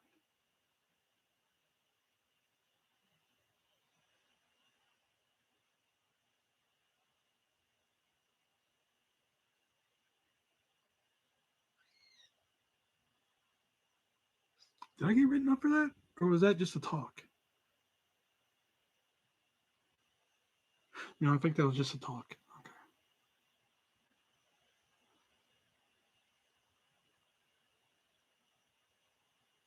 Can't remember what the 5th one was. Does the code on Movie USA still work? I tried a movie in art. No, the code for Movies Are USA is this right here, Jason. That's the code for Movies Are USA. Artists only works on repsports.com and hardtofindtv.com and their sister site fanmadedvd.com in the description. All the codes that you need are in the description down below. We definitely asked for that story. Hy-Vee sounded like a horrible place to work. Here's what I always say. Hy-Vee itself, the company, is actually a pretty well-run company. I mean, they have great benefits for part-time and full-time employees. It's just the store that I worked at had horrible fuck people. Horrible fucking people. I mean, everybody down to like the smallest fucking peon all the way up. That's the problem. Because we used to get people who used to come in and be like, oh man, my store in South Dakota was so great and everything, but this store's fucking awful. You know, or my store over on Oakland Avenue, man, that store was fucking fantastic. But this store, I would never hear positive things about the store I worked at. Even our fucking reviews from customers were terrible. It'd always be like, wow, the store looks really nice, but the people are terrible. You know? The one thing they threw away was the only time I got a write-up. I'm a star employee. I'm about to order some more raise after Jacob gets his paycheck from the new job. Sweet. You ever try working at a different grocery store? The other grocery stores, even if I did have access to work at them, I really wouldn't want to work at them. Like Fairway, I really wouldn't want to work at Fairway. You have to walk people out to their car and talk to them and load their shit, and I really don't want to do that. And the only other grocery store really in town is Walmart, and I never really wanted to work in fast food. So you guys have Winco in your area. We do not. What the hell? Man, it's bothering me now. What the hell was that fifth write-up, man?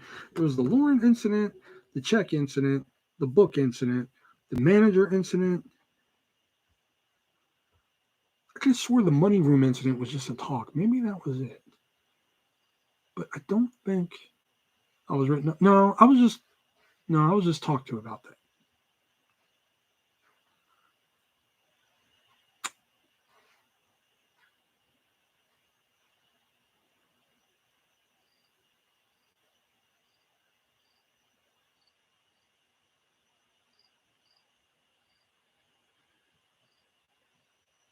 I can't remember. That's bothering me now.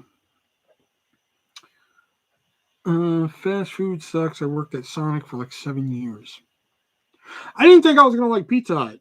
I was just because at the time I was like, all right, it's either Pizza Hut or nothing. So I took the Pizza Hut job and I was like, wow, it's actually not too bad because at the time they just had me answering phones.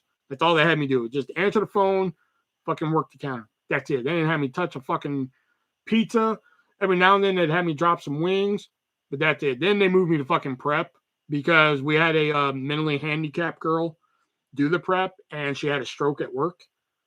And I was looking for more hours at the time. So they're just like, oh yeah, well next week you can do prep, and then next week turned into about fucking 6 months, and I got tired of doing prep real quick, you know. So, um, so then eventually I ended up doing like the jobs of like 3 people, and then like we had 6 people walk out one night. So like I ended up doing like the jobs of like fucking everybody. So they're like, oh okay, we'll give you more money. All right, I'm gonna go to bed. Not yell. All right, Carla, thanks for coming in. I like your spirit fingers. Oh, okay. For taking all the Red Bulls? No. No, fuck that. They deserve that one. After that fucking box of Butterfingers disappeared, fuck them. They deserve the Red Bull thing. Would you work in a morgue cleaning up blood and shit? Yeah, it probably takes some adjusting though. Seeing bodies and shit, it probably takes some adjusting.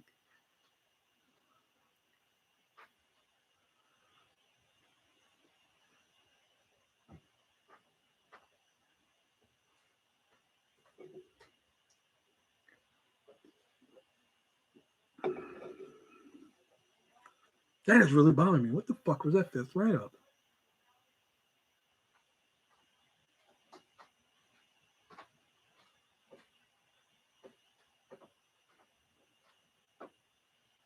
I know once I turn this fucking live off, that's when I'm gonna be like, oh. Well, you wanted to burn someone's house down earlier. You would see a body that way. No, that is true. No, because my plan was to light it and run. Because what am I going to do? Stand there and watch it? So when the cops show up, they're going to be like, so what happened? I'm like, I don't know. As I'm holding gasoline and a lighter. Like,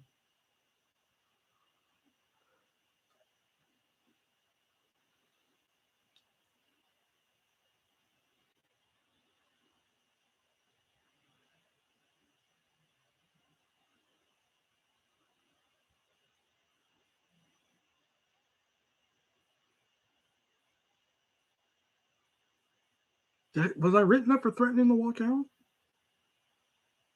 No, they didn't write me up for that.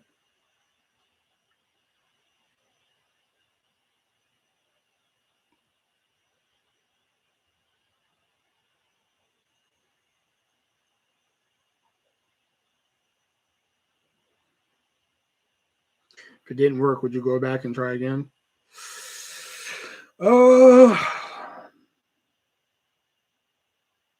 No, probably not.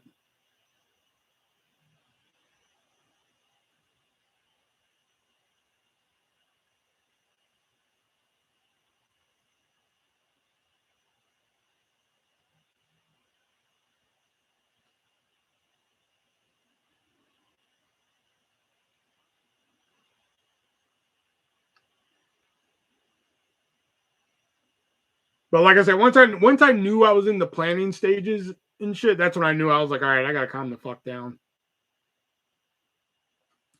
Damn man, you sound vengeful when that one. Yeah. But even I knew that. Even I knew. I was like, once I knew, I was thinking about it, I was like, I gotta calm the fuck down. You know, like even people at work knew. They're just like, because like plus he was one of those assholes that knew I hated him. So like every time he saw me, he'd be like, "What's up, Will?" And I'm like, "Motherfucker." He was one of the motherfuckers that just look at this motherfucker over here eating crackers and shit like he owns a place. Motherfucker, you know, like, oh god, I couldn't stand him.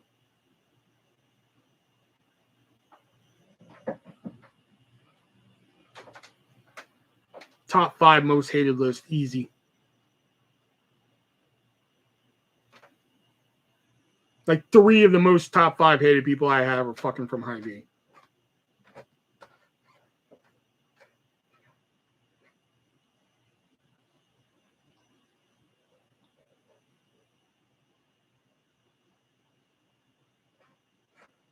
Is there anyone in YouTube that made you feel that way? Well, I wouldn't say in YouTube. I don't know if they're in YouTube. I mean, there's a reason why I don't ship to West Virginia.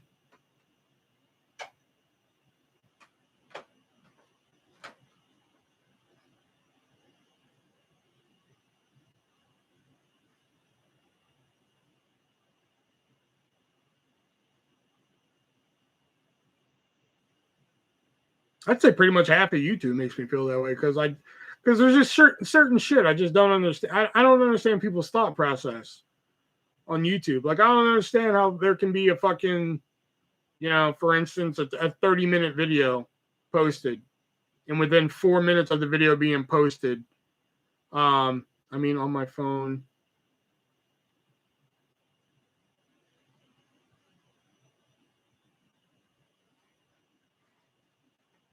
I mean on my phone is playing up. Sorry, huh?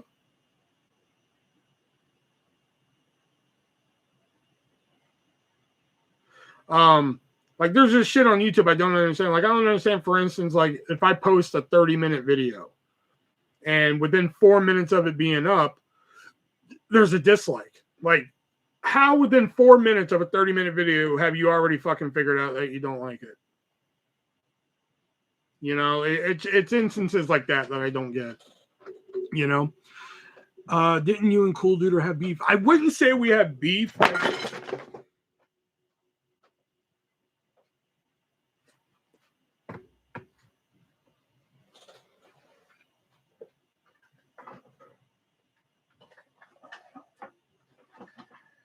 Sorry, some of my coasters fell. I wouldn't say we have beef, but I mean, I stay away from him. He stays away from me.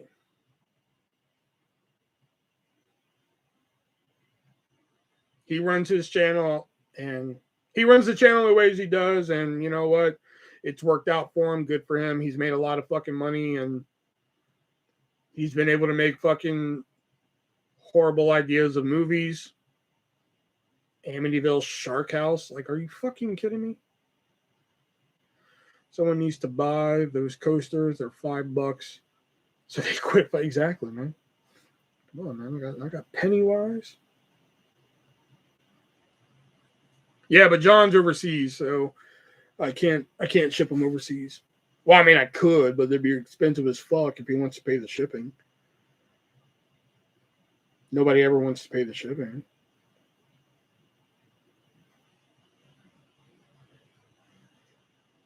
Believe it or not, like my favorite ones, no one ever wants to buy. No one ever wants the Gambits. The Gambit ones were like some of my favorite design ones I made. See, it looks like a fucking card flying and shit, and they actually work.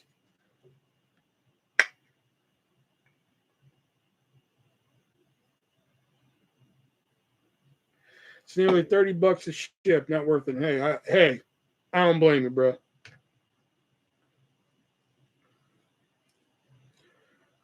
Like I never thought I'd sell the Deadpool one I had until Carla bought it.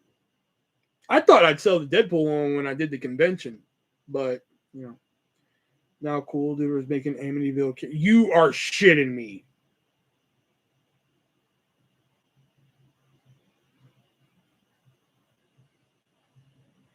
I can't. I can't.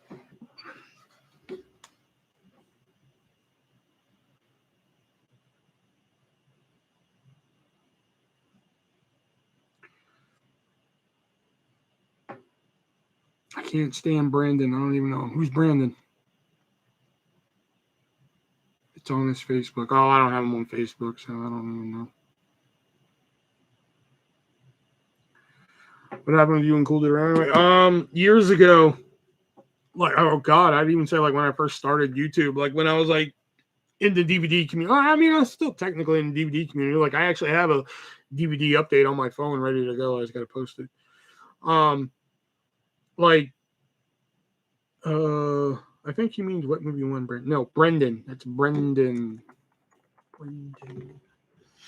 So what happened was, I think it might be on. Oh my God! Stop fucking giving him movies to direct, for the love of Christ. At least give him something good to direct. Fuck, if he wants to direct movies, give him something good to direct. Fuck.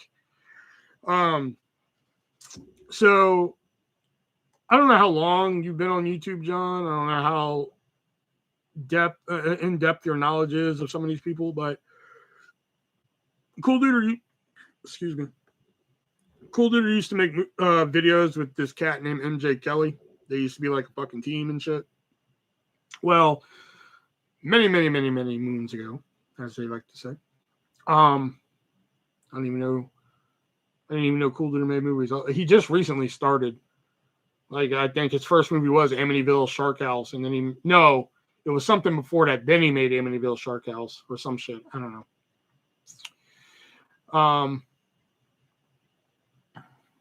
He didn't think it's in a good home now. Shit.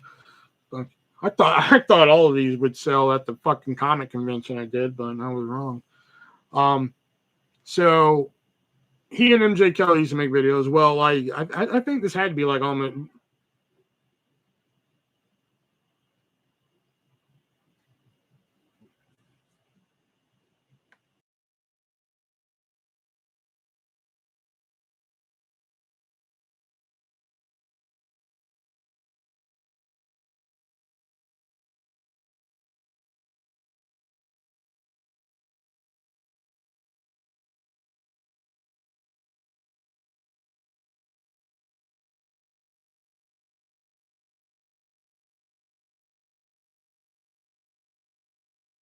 All right, so sorry. So like 10 plus years ago, apparently Sean and MJ did a convention, and there used to be an old YouTuber named Mad Puppet Death who was a girl. And the story went. This is a secondhand story. I don't know what's true, what's not true, but the secondhand story is that according to Mad Puppet Death, the girl, apparently MJ Kelly, Sean's buddy, cool dude. Apparently, like MJ was talking to her and was making some advances towards her. She didn't really approve of it, but he kept doing it, and shit just kind of broke down. Well, YouTube community got a hold of this. They started pulling out the rape word.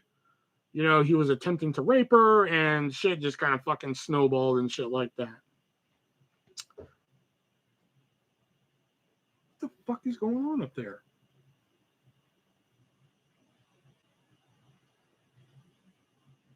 So they kind of like were trying to sweep it under the rug, like I think they made a video one time. I think, don't quote me on that. I think they made a video like, this is what happened.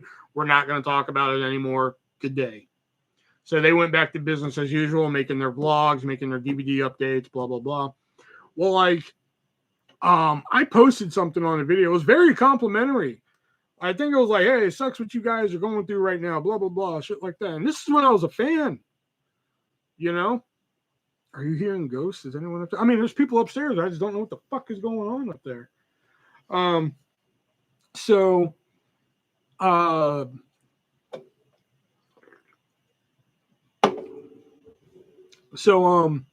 where am I?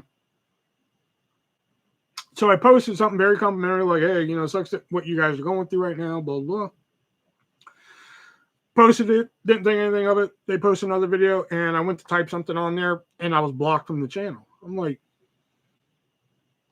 it has to be like a glitch or something, right? Blocked.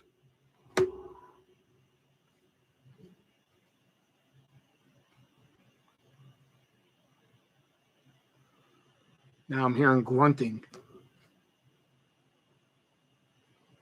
Okay. So I made this fucking video that says cool.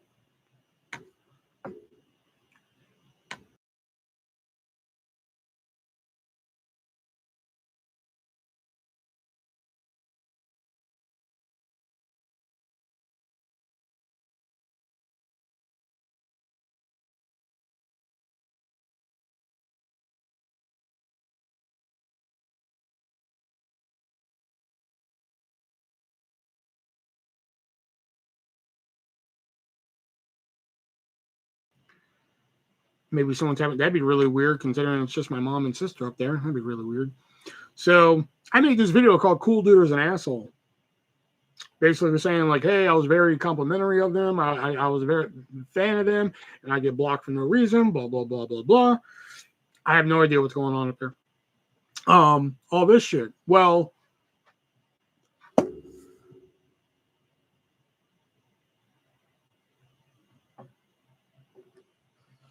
2 days later, I get in my email, Cool Duder has subscribed to you on YouTube. Cool Duder has sent you a message on YouTube when you could still send messages on YouTube. So I read the message and it was like, hey man, I'm sorry. It's just that, this is a weird time right now. And we mistook your comment, blah, blah, blah, blah, blah, blah. And I was just like, don't care anymore. You done ruined it for me. I don't care anymore. So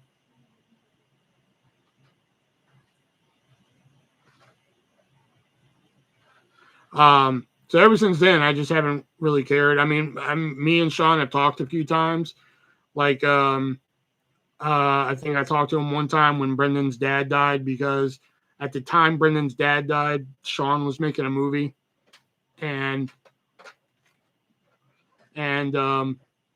Brendan didn't want to fucking bother him on set. So, maybe there's an intruder. Hold on.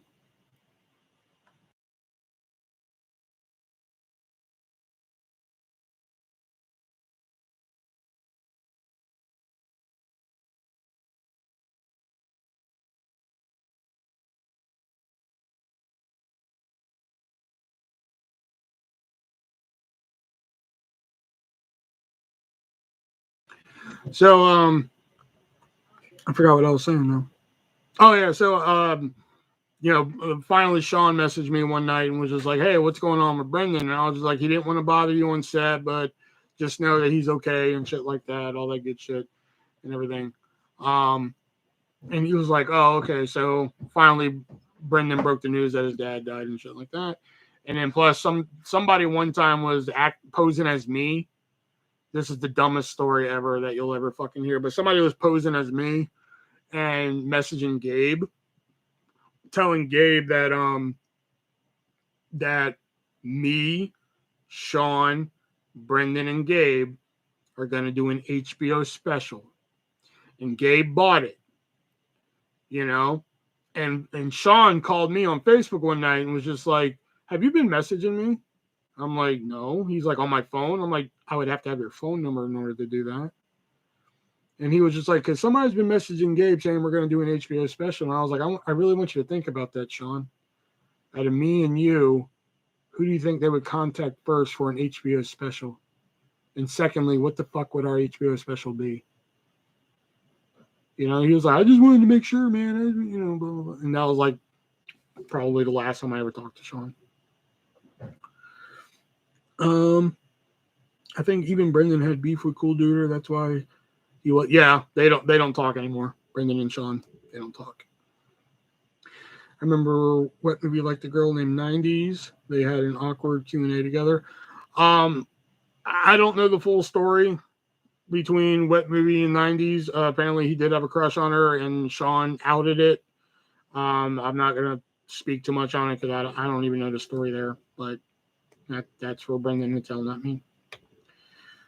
Wasn't Brendan's dad a porn star? If he was, I don't know about it. Wet Movie and Cool Duder have beef because Cool Duder made a vid making fun of Wet Movie's mom. Not cool. Yeah.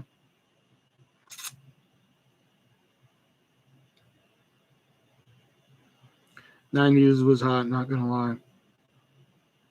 Yeah, I mean, y'all gotta understand that, like, I don't know a lot of the people in Brendan's crew because while me and Brendan are friends, we talk and shit like that. I'm not really, y'all gotta understand the DVD community got really fucking boring for me.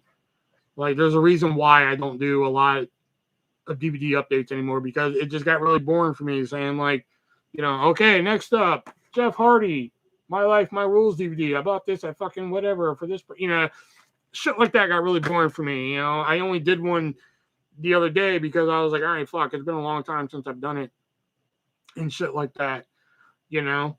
So that's the only reason I do one like once every fiscal fucking year and shit like that. So like the shit got very boring. So like a lot of I watch a Brendan video like fucking once every other month. Like I just recently watched his most expensive DVDs that he owns video. I watched that one. So when people were just like, "Oh my god, what do you think about him in '90s?" I'm just like, I don't even know what the fuck's going on. Like if you held up a picture of two girls right now and said which one's '90s, I probably couldn't tell you. I heard Brendan's dad did movies. I forgot the movies he's in. It was some cheesy horror flick. Oh, okay. Oh, cool.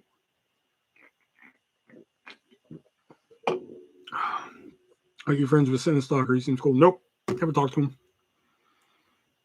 I felt at one time he was ripping me off because I focused a lot of energy into making board game videos for a while, and then all of a sudden one day I saw him start making board game videos, and I was just like, "What the fuck, dude? This is my shit now." I mean, yeah, I was never successful with it, but still, And I just can't focus on board games anymore because with board games you got to keep buying new shit, and I ran out of room for new shit, so I can't do it anymore.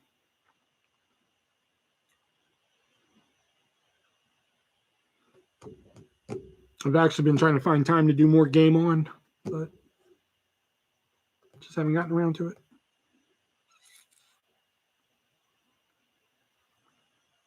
I have the storyline in progress. I actually have all the story beats that I want to make, but he and Whitney were good friends. Yeah, I mean, I have nothing against him. Seems like a nice guy. You ever been to YouTube convention and have you met McJugger Nuggets? Never been to a YouTube convention. I don't see the point of going to a YouTube convention. I mean, people. Who are you? I'm the ArtistVersion1. Okay, fucking move along.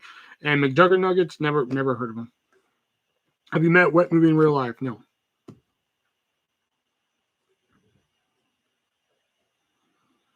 Nope, just met on the tube.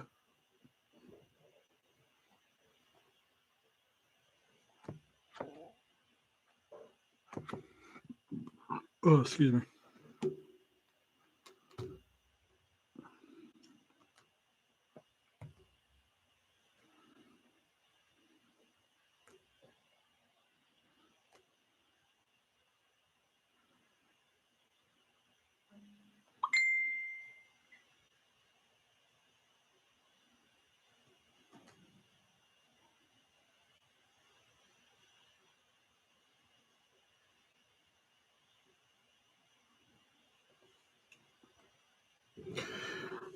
Yeah, you make better friends on the web than in real life. Sometimes agree or disagree. I don't know. I don't think there's really a lot of people. I don't think I've ever really had a friendship that was just on the web and then met somebody in real life. So I don't know. I don't think I can agree to that. If they film out and about New Orleans, they will meet. Yeah, that would probably be the first time we meet. I'm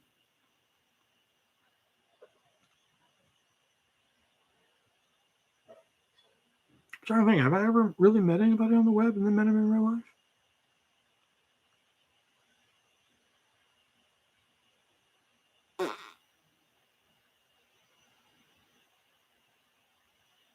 No.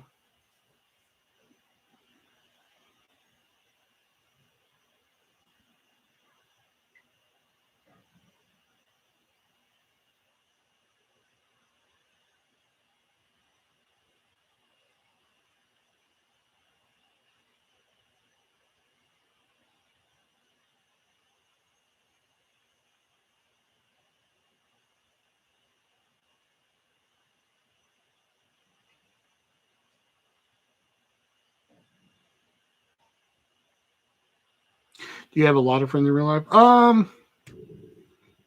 Here in Iowa, no. I did at one time only hang out with like 2 people here in Iowa, but one of them I don't talk to anymore because, whenever I'd ask her to go out and do something, I'm like, hey, let's, because we used to do a lot of shit together. Me and my one friend, Jamie. We used to go out and do a lot of shit. We'd go get lunch. We'd go get dinner. We do this. We do that. Monica, hey! There's another one I haven't met in real life. Monica, who I talked to, who my mom was just asking about you, Monica. She was just like, do you talk to Monica still? I was like, seldomly. She doesn't pop up anymore. She doesn't call. She doesn't write. She doesn't send presents. Nothing.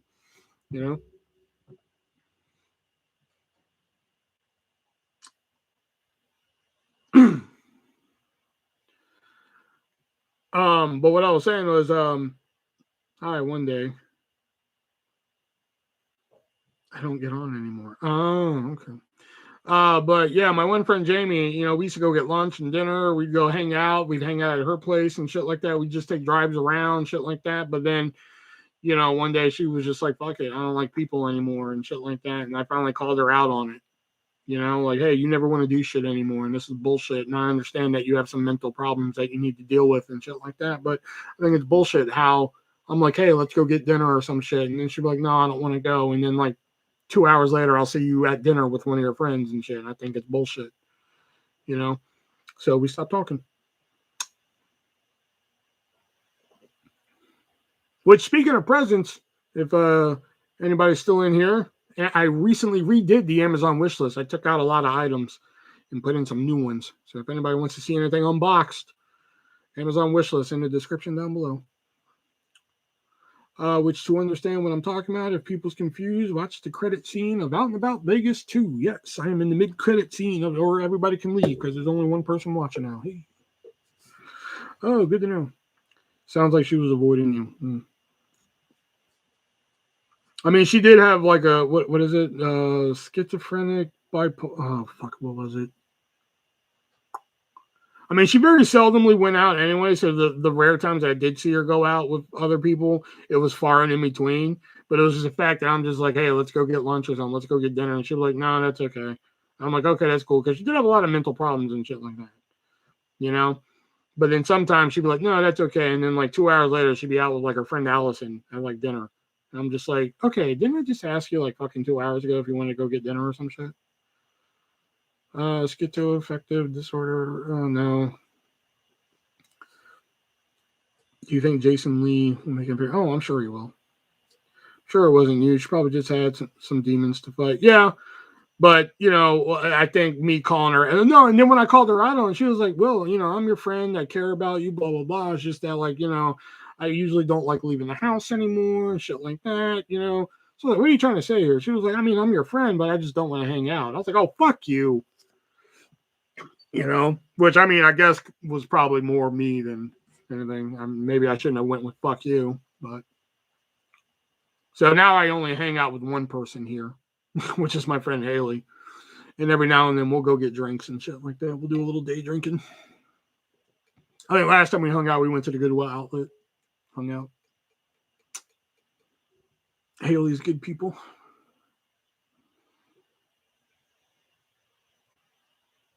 I think my most social I was in Texas. That's when I was the most social because of Jax. Jax would be like, hey, we're going to go do this, and shit like that.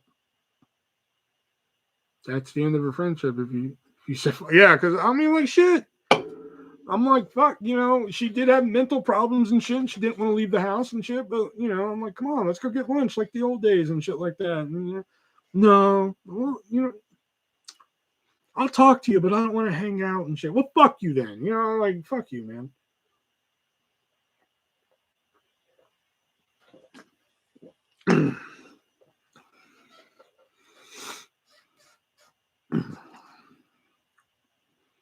Oh, and Monica, the second edition of my book, Stories No One Asked For. 5 new bonus stories, new introduction, update on one of the stories, $15, free shipping. You are a lot more social than most people know. Which is really weird, because if you put me in a situation like this, like talking to people like this, I'm very sociable. If you have random people say, "Hey, what's your favorite color?" I'll answer. But if you put me if you people just walk through the door right now in a social situation, I'd clam up. Just clam up and shit. Until spoken to. I wouldn't be the one that would go to y'all and be like, "So, how you doing tonight? Welcome to the," no. Probably not, because probably, I don't know, probably not though, Monica. After all these years, probably not. Talking about other people, you know. Why are 3 people talking, but my counter says only 2 are here? What the fuck? That's why it's important to have a bunch of friends if you care about having friends. I mean, I care. It's just that, like a lot of the people that I met here, they live out out of town now. Like I have one friend, Alexa. She lives in Des Moines now, I think, because she's a teacher. Like a lot of the people I met here were because of Hy-Vee and shit like that. The ones that I found were cool and shit like that. And some of the people I've had falling outs with and shit. Some of them just stopped talking to me for no fucking reason.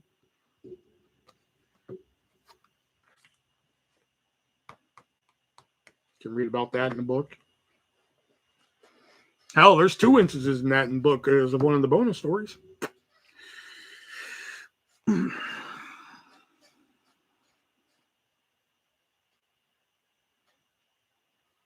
Are you still banned from Hy-Vee? Yes. I'm actually banned from my other job now, apparently. Because, oh yeah, Monica, you missed it. I was let go from Pizza Hut, and then I worked for a trampoline place, and the trampoline place let me go because they claimed cutbacks. So I made a TikTok about them, and they blocked me on TikTok. Which I was like, wow, it only took 1 TikTok to do it. I was kind of impressed with myself on that one. That one I was impressed with. Oh, geez. No, but Monica, here's the video I made. Because, I don't believe that it was cutbacks as to why they... Wait, what? Oh, okay. I don't believe it was cutbacks as to why they let me go. I don't know why it was, but this is the video I made. All right.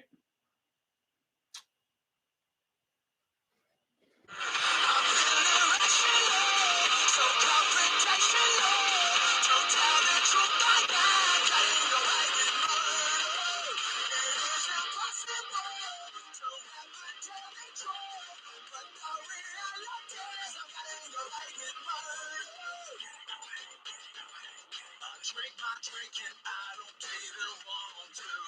I think my thoughts when I don't even need to. That's it. That's all it took. They're like, I'm done.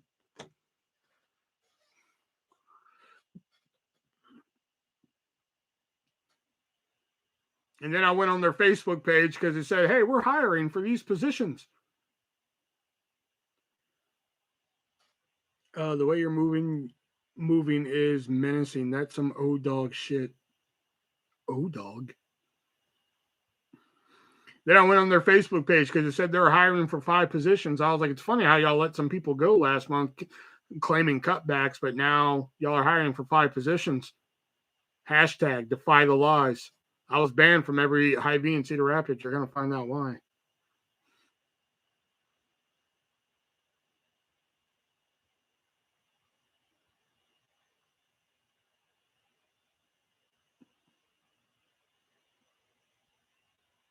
Never seen Ministry Society, Kane and O-Dog.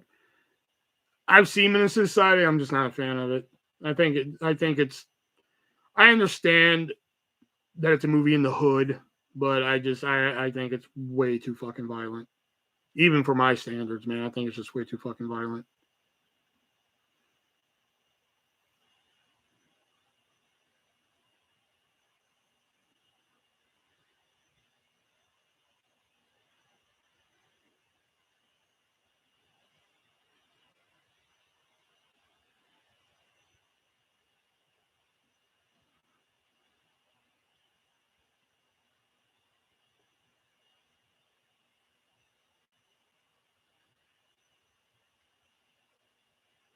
That's reality. It was hailed for its realism. I know, but That's why I don't like Schindler's List. I think it's just way too fucking graphic. I keep reading 50 Cent is going to be at the Hy-Vee up here signing some wine bottle or some. Yeah, he made wine.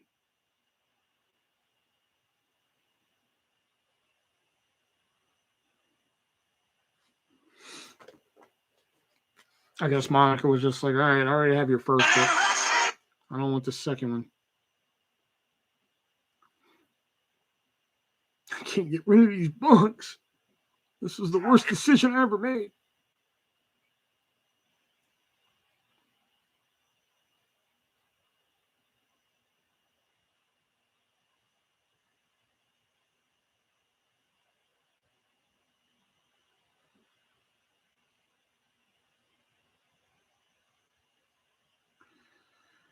The first one don't have the bonus stories. You're missing out. Exactly. 5 bonus stories, all from my abandoned second book.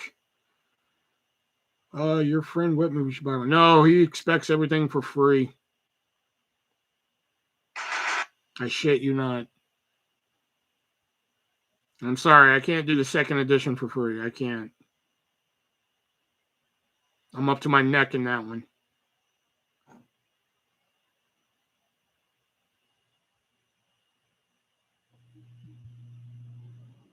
I was able to give out a couple freebies of the first edition, but I can't do it with the second one.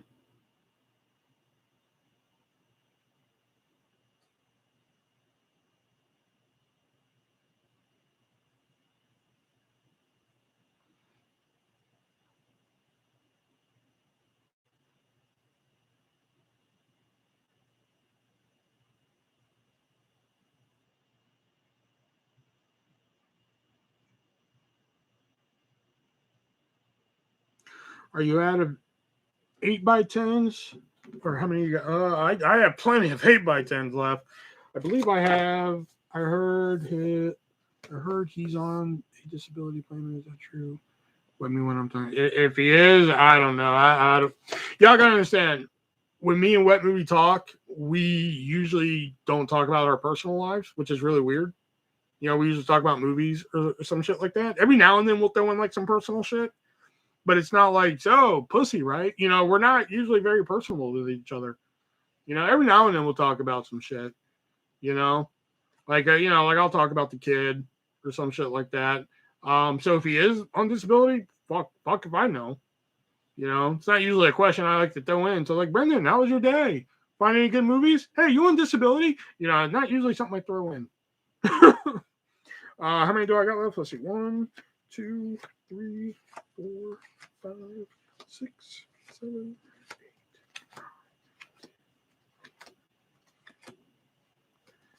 8. 17. I have 17 left. I bought An Hour to Kill a while back from Brendan. He's a cool guy. I have 17 left. Come on, $7 a piece, people. There's only 2 in here. Why am I trying to sell shit? Sell shit still. Man, that's a tongue twister. He seems pretty normal. That's all. Maybe just some trolls starting bullshit. Maybe. Oh God, like when the first Out and About movie came out, like holy shit, you would have thought like I was like the executive producer of that fucking movie because people were coming to me asking me like fucking bullshit questions about it and shit like that. Because do you know how the fucking first Out and About movie was made, John? Do you know the story behind that? About how we got the money for that?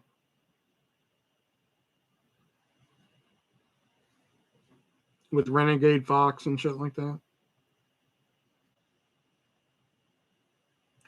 Yeah, I think it's John and me, and John shipping is expensive. They already got it. Oh. No. So what happened was this rapper, Renegade Fox, was having this contest where you make a music video to one of his songs and of lip singing it. And the winner who had the most like likes and shit on it won $10,000.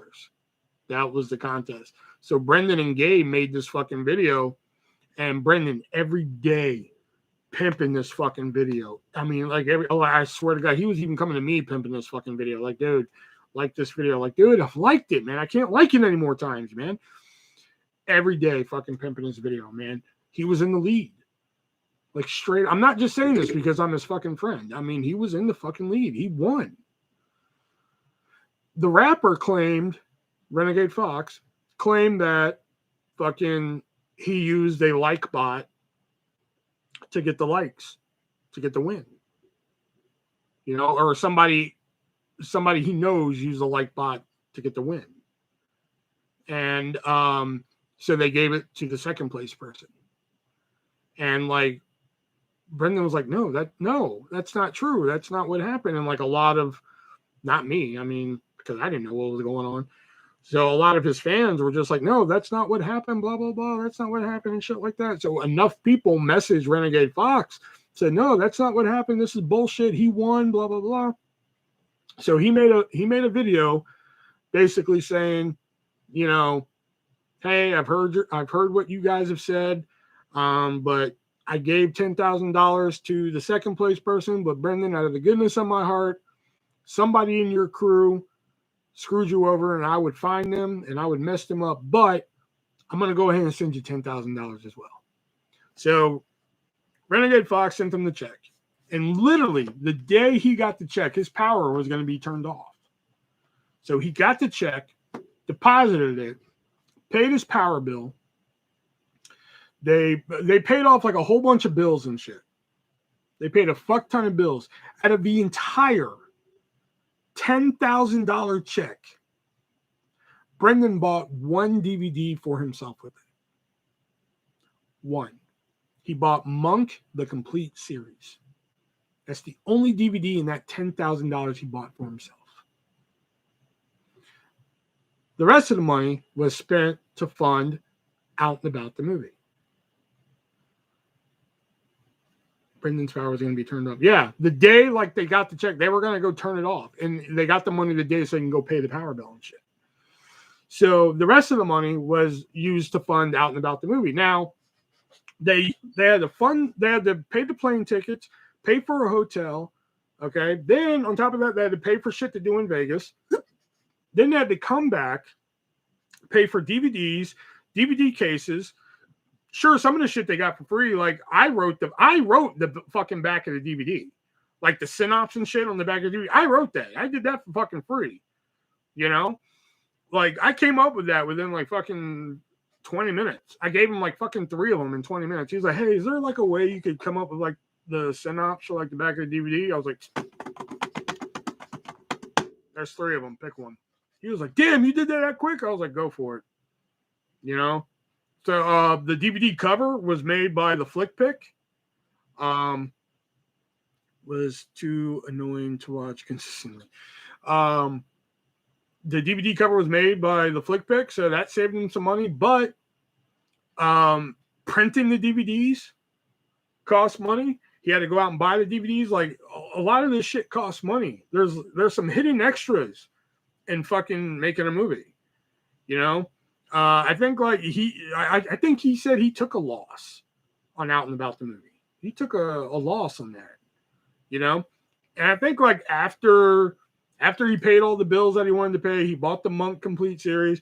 After going to Vegas, coming back, printing the DVD on movie, I think he said he only had like fucking $1,300 left of that $10,000. You know, and people think that like he was just fucking rolling fucking money. You know, when he was charging people like X amount. I don't even remember what the original amount was for Out and About the movie. I want to say 25. Don't quote me. People were coming to me like, fucking, how dare Brendan charge this much for Out and About? And I'm just like, why the fuck are you telling me? Like, I didn't produce the shit. You know, like, dude, the fucking cases cost money. The disc costs money and shit. You know? People come to me, they're just like, well, did you hear Renegade Fox is doing this to make money back for it and shit? I'm like, dude, I didn't have anything to do with this. Like, why do y'all keep coming to me with this bullshit? You know, people think just because I hang out with Brendan and shit, man, we just fucking talk and suck each other's cocks all day. We don't. You know, every now and then me and Brendan will talk and shit like that, you know, like, but we don't talk consistently, you know. And Out and About the movie is a perfect example of that. You know, like, People think that we just talk all day, fucking every day. We don't, you know?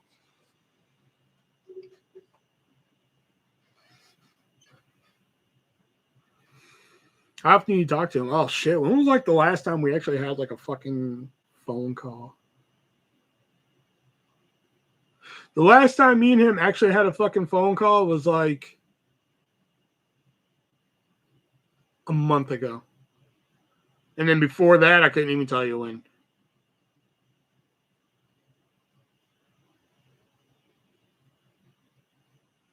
I don't think Renegade Fox even does music anymore. I heard his dog died or something. Oh, wow.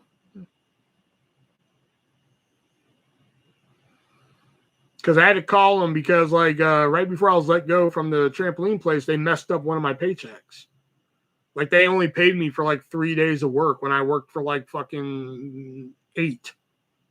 And I was like, whoa, what the fuck? You know, so like I was short like fucking a fuck ton of money. So, like, you know, I asked Brendan if he had a couple bucks. Well, more than a couple bucks. So I called him and I was like, hey, you wouldn't happen to have 125 bucks I can borrow, do you? He was like, nope. So, and then we talked for a few and shit like that. And then that was it. And then before then, I couldn't even tell you. You know, I've seen him in your live streams before though. Yeah. He'll come in here every now and then for a few minutes and shit. There should be a Wendell movie. I don't think I could make a movie just on Wendell. Again, there's a reason why those characters just pop up for like a couple minutes in Game On, because I don't think I could really fucking carry those characters to like a whole narrative, you know?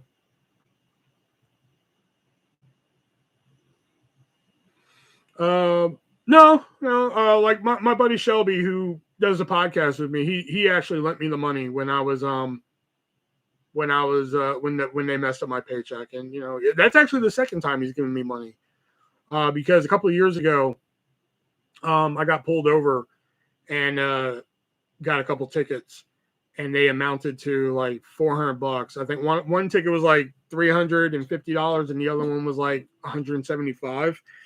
And the 175 I just put on a credit card, but the other one I couldn't, like the 350 or whatever.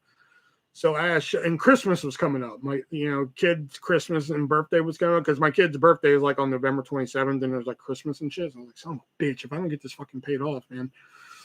So I asked Shelby, I was like, dude, I need a big favor. And Shelby has a really, really good job. He has a really nice, well-paying job up in Canada. And so, oh no, that was a crowdfund out and about too. So I asked Shelby, I was like, dude, is there any way that you could loan me $350 so I can pay this ticket, and like I can pay it off like chunks here and there for you, man? It'll be a while, but like I can pay it all back for anything. I just need it so I can fucking get the kid good Christmas and birthday and shit like that. And he was just like, yeah, not a problem. I was like, really? Like there was like no like discussion about it. He was like, yeah, that's not a problem. I was like, I want you to understand though, Shelby, that like it's gonna be a while before it gets paid off, man. Like I'm gonna have to pay it off like 50 here and 30 there and shit like that. Then he hit me with it, man. He was like, who said anything about paying it back? And I was like, Shelby, are you for real? He was like, consider it a Christmas gift. I was like, dude, fucking, oh man, dude, thank you so much. You know, so he just gave me the money. Oh, good friend, better than me.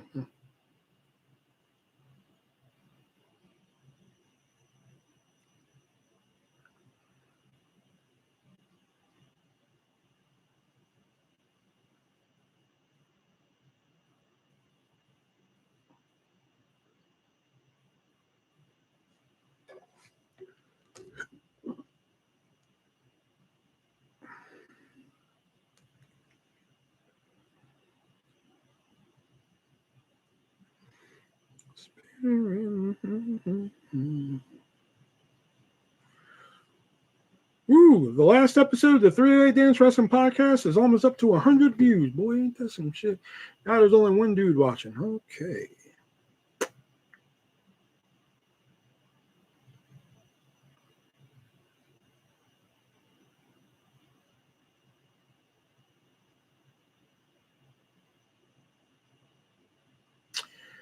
I met Shelby. No, me, Shelby and Nick both live in Canada, so we haven't met. But Shelby and Nick have met. Shelby and Nick have met in real life, because like Shelby and Nick, they both live in fucking what Providence shit.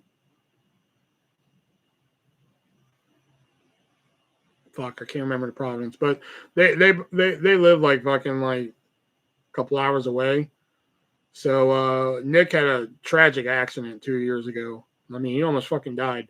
He was hit by a car at a crosswalk that didn't have a stoplight. So what I said before about online friends was right. But they met before, and so yeah, you know, because there used to be a whole group of us. If you go listen to episode is it 17? Gotta go to the store. I'll see you later. All right, Jason, thanks for coming in, man. In fact, I'm gonna head out of here. If you go listen to the podcast called The Genesis of Artists Nick and Shelby, or Artist Nick and Shubs, one of those two, you'll learn about how me, Nick, and Shelby met. So it's 11:30. I actually should have left at 11, but I was having fun. So no live tomorrow because me, Nick, and Shelby will be recording the Three-Way Dance Wrestling podcast as long as my internet stays up.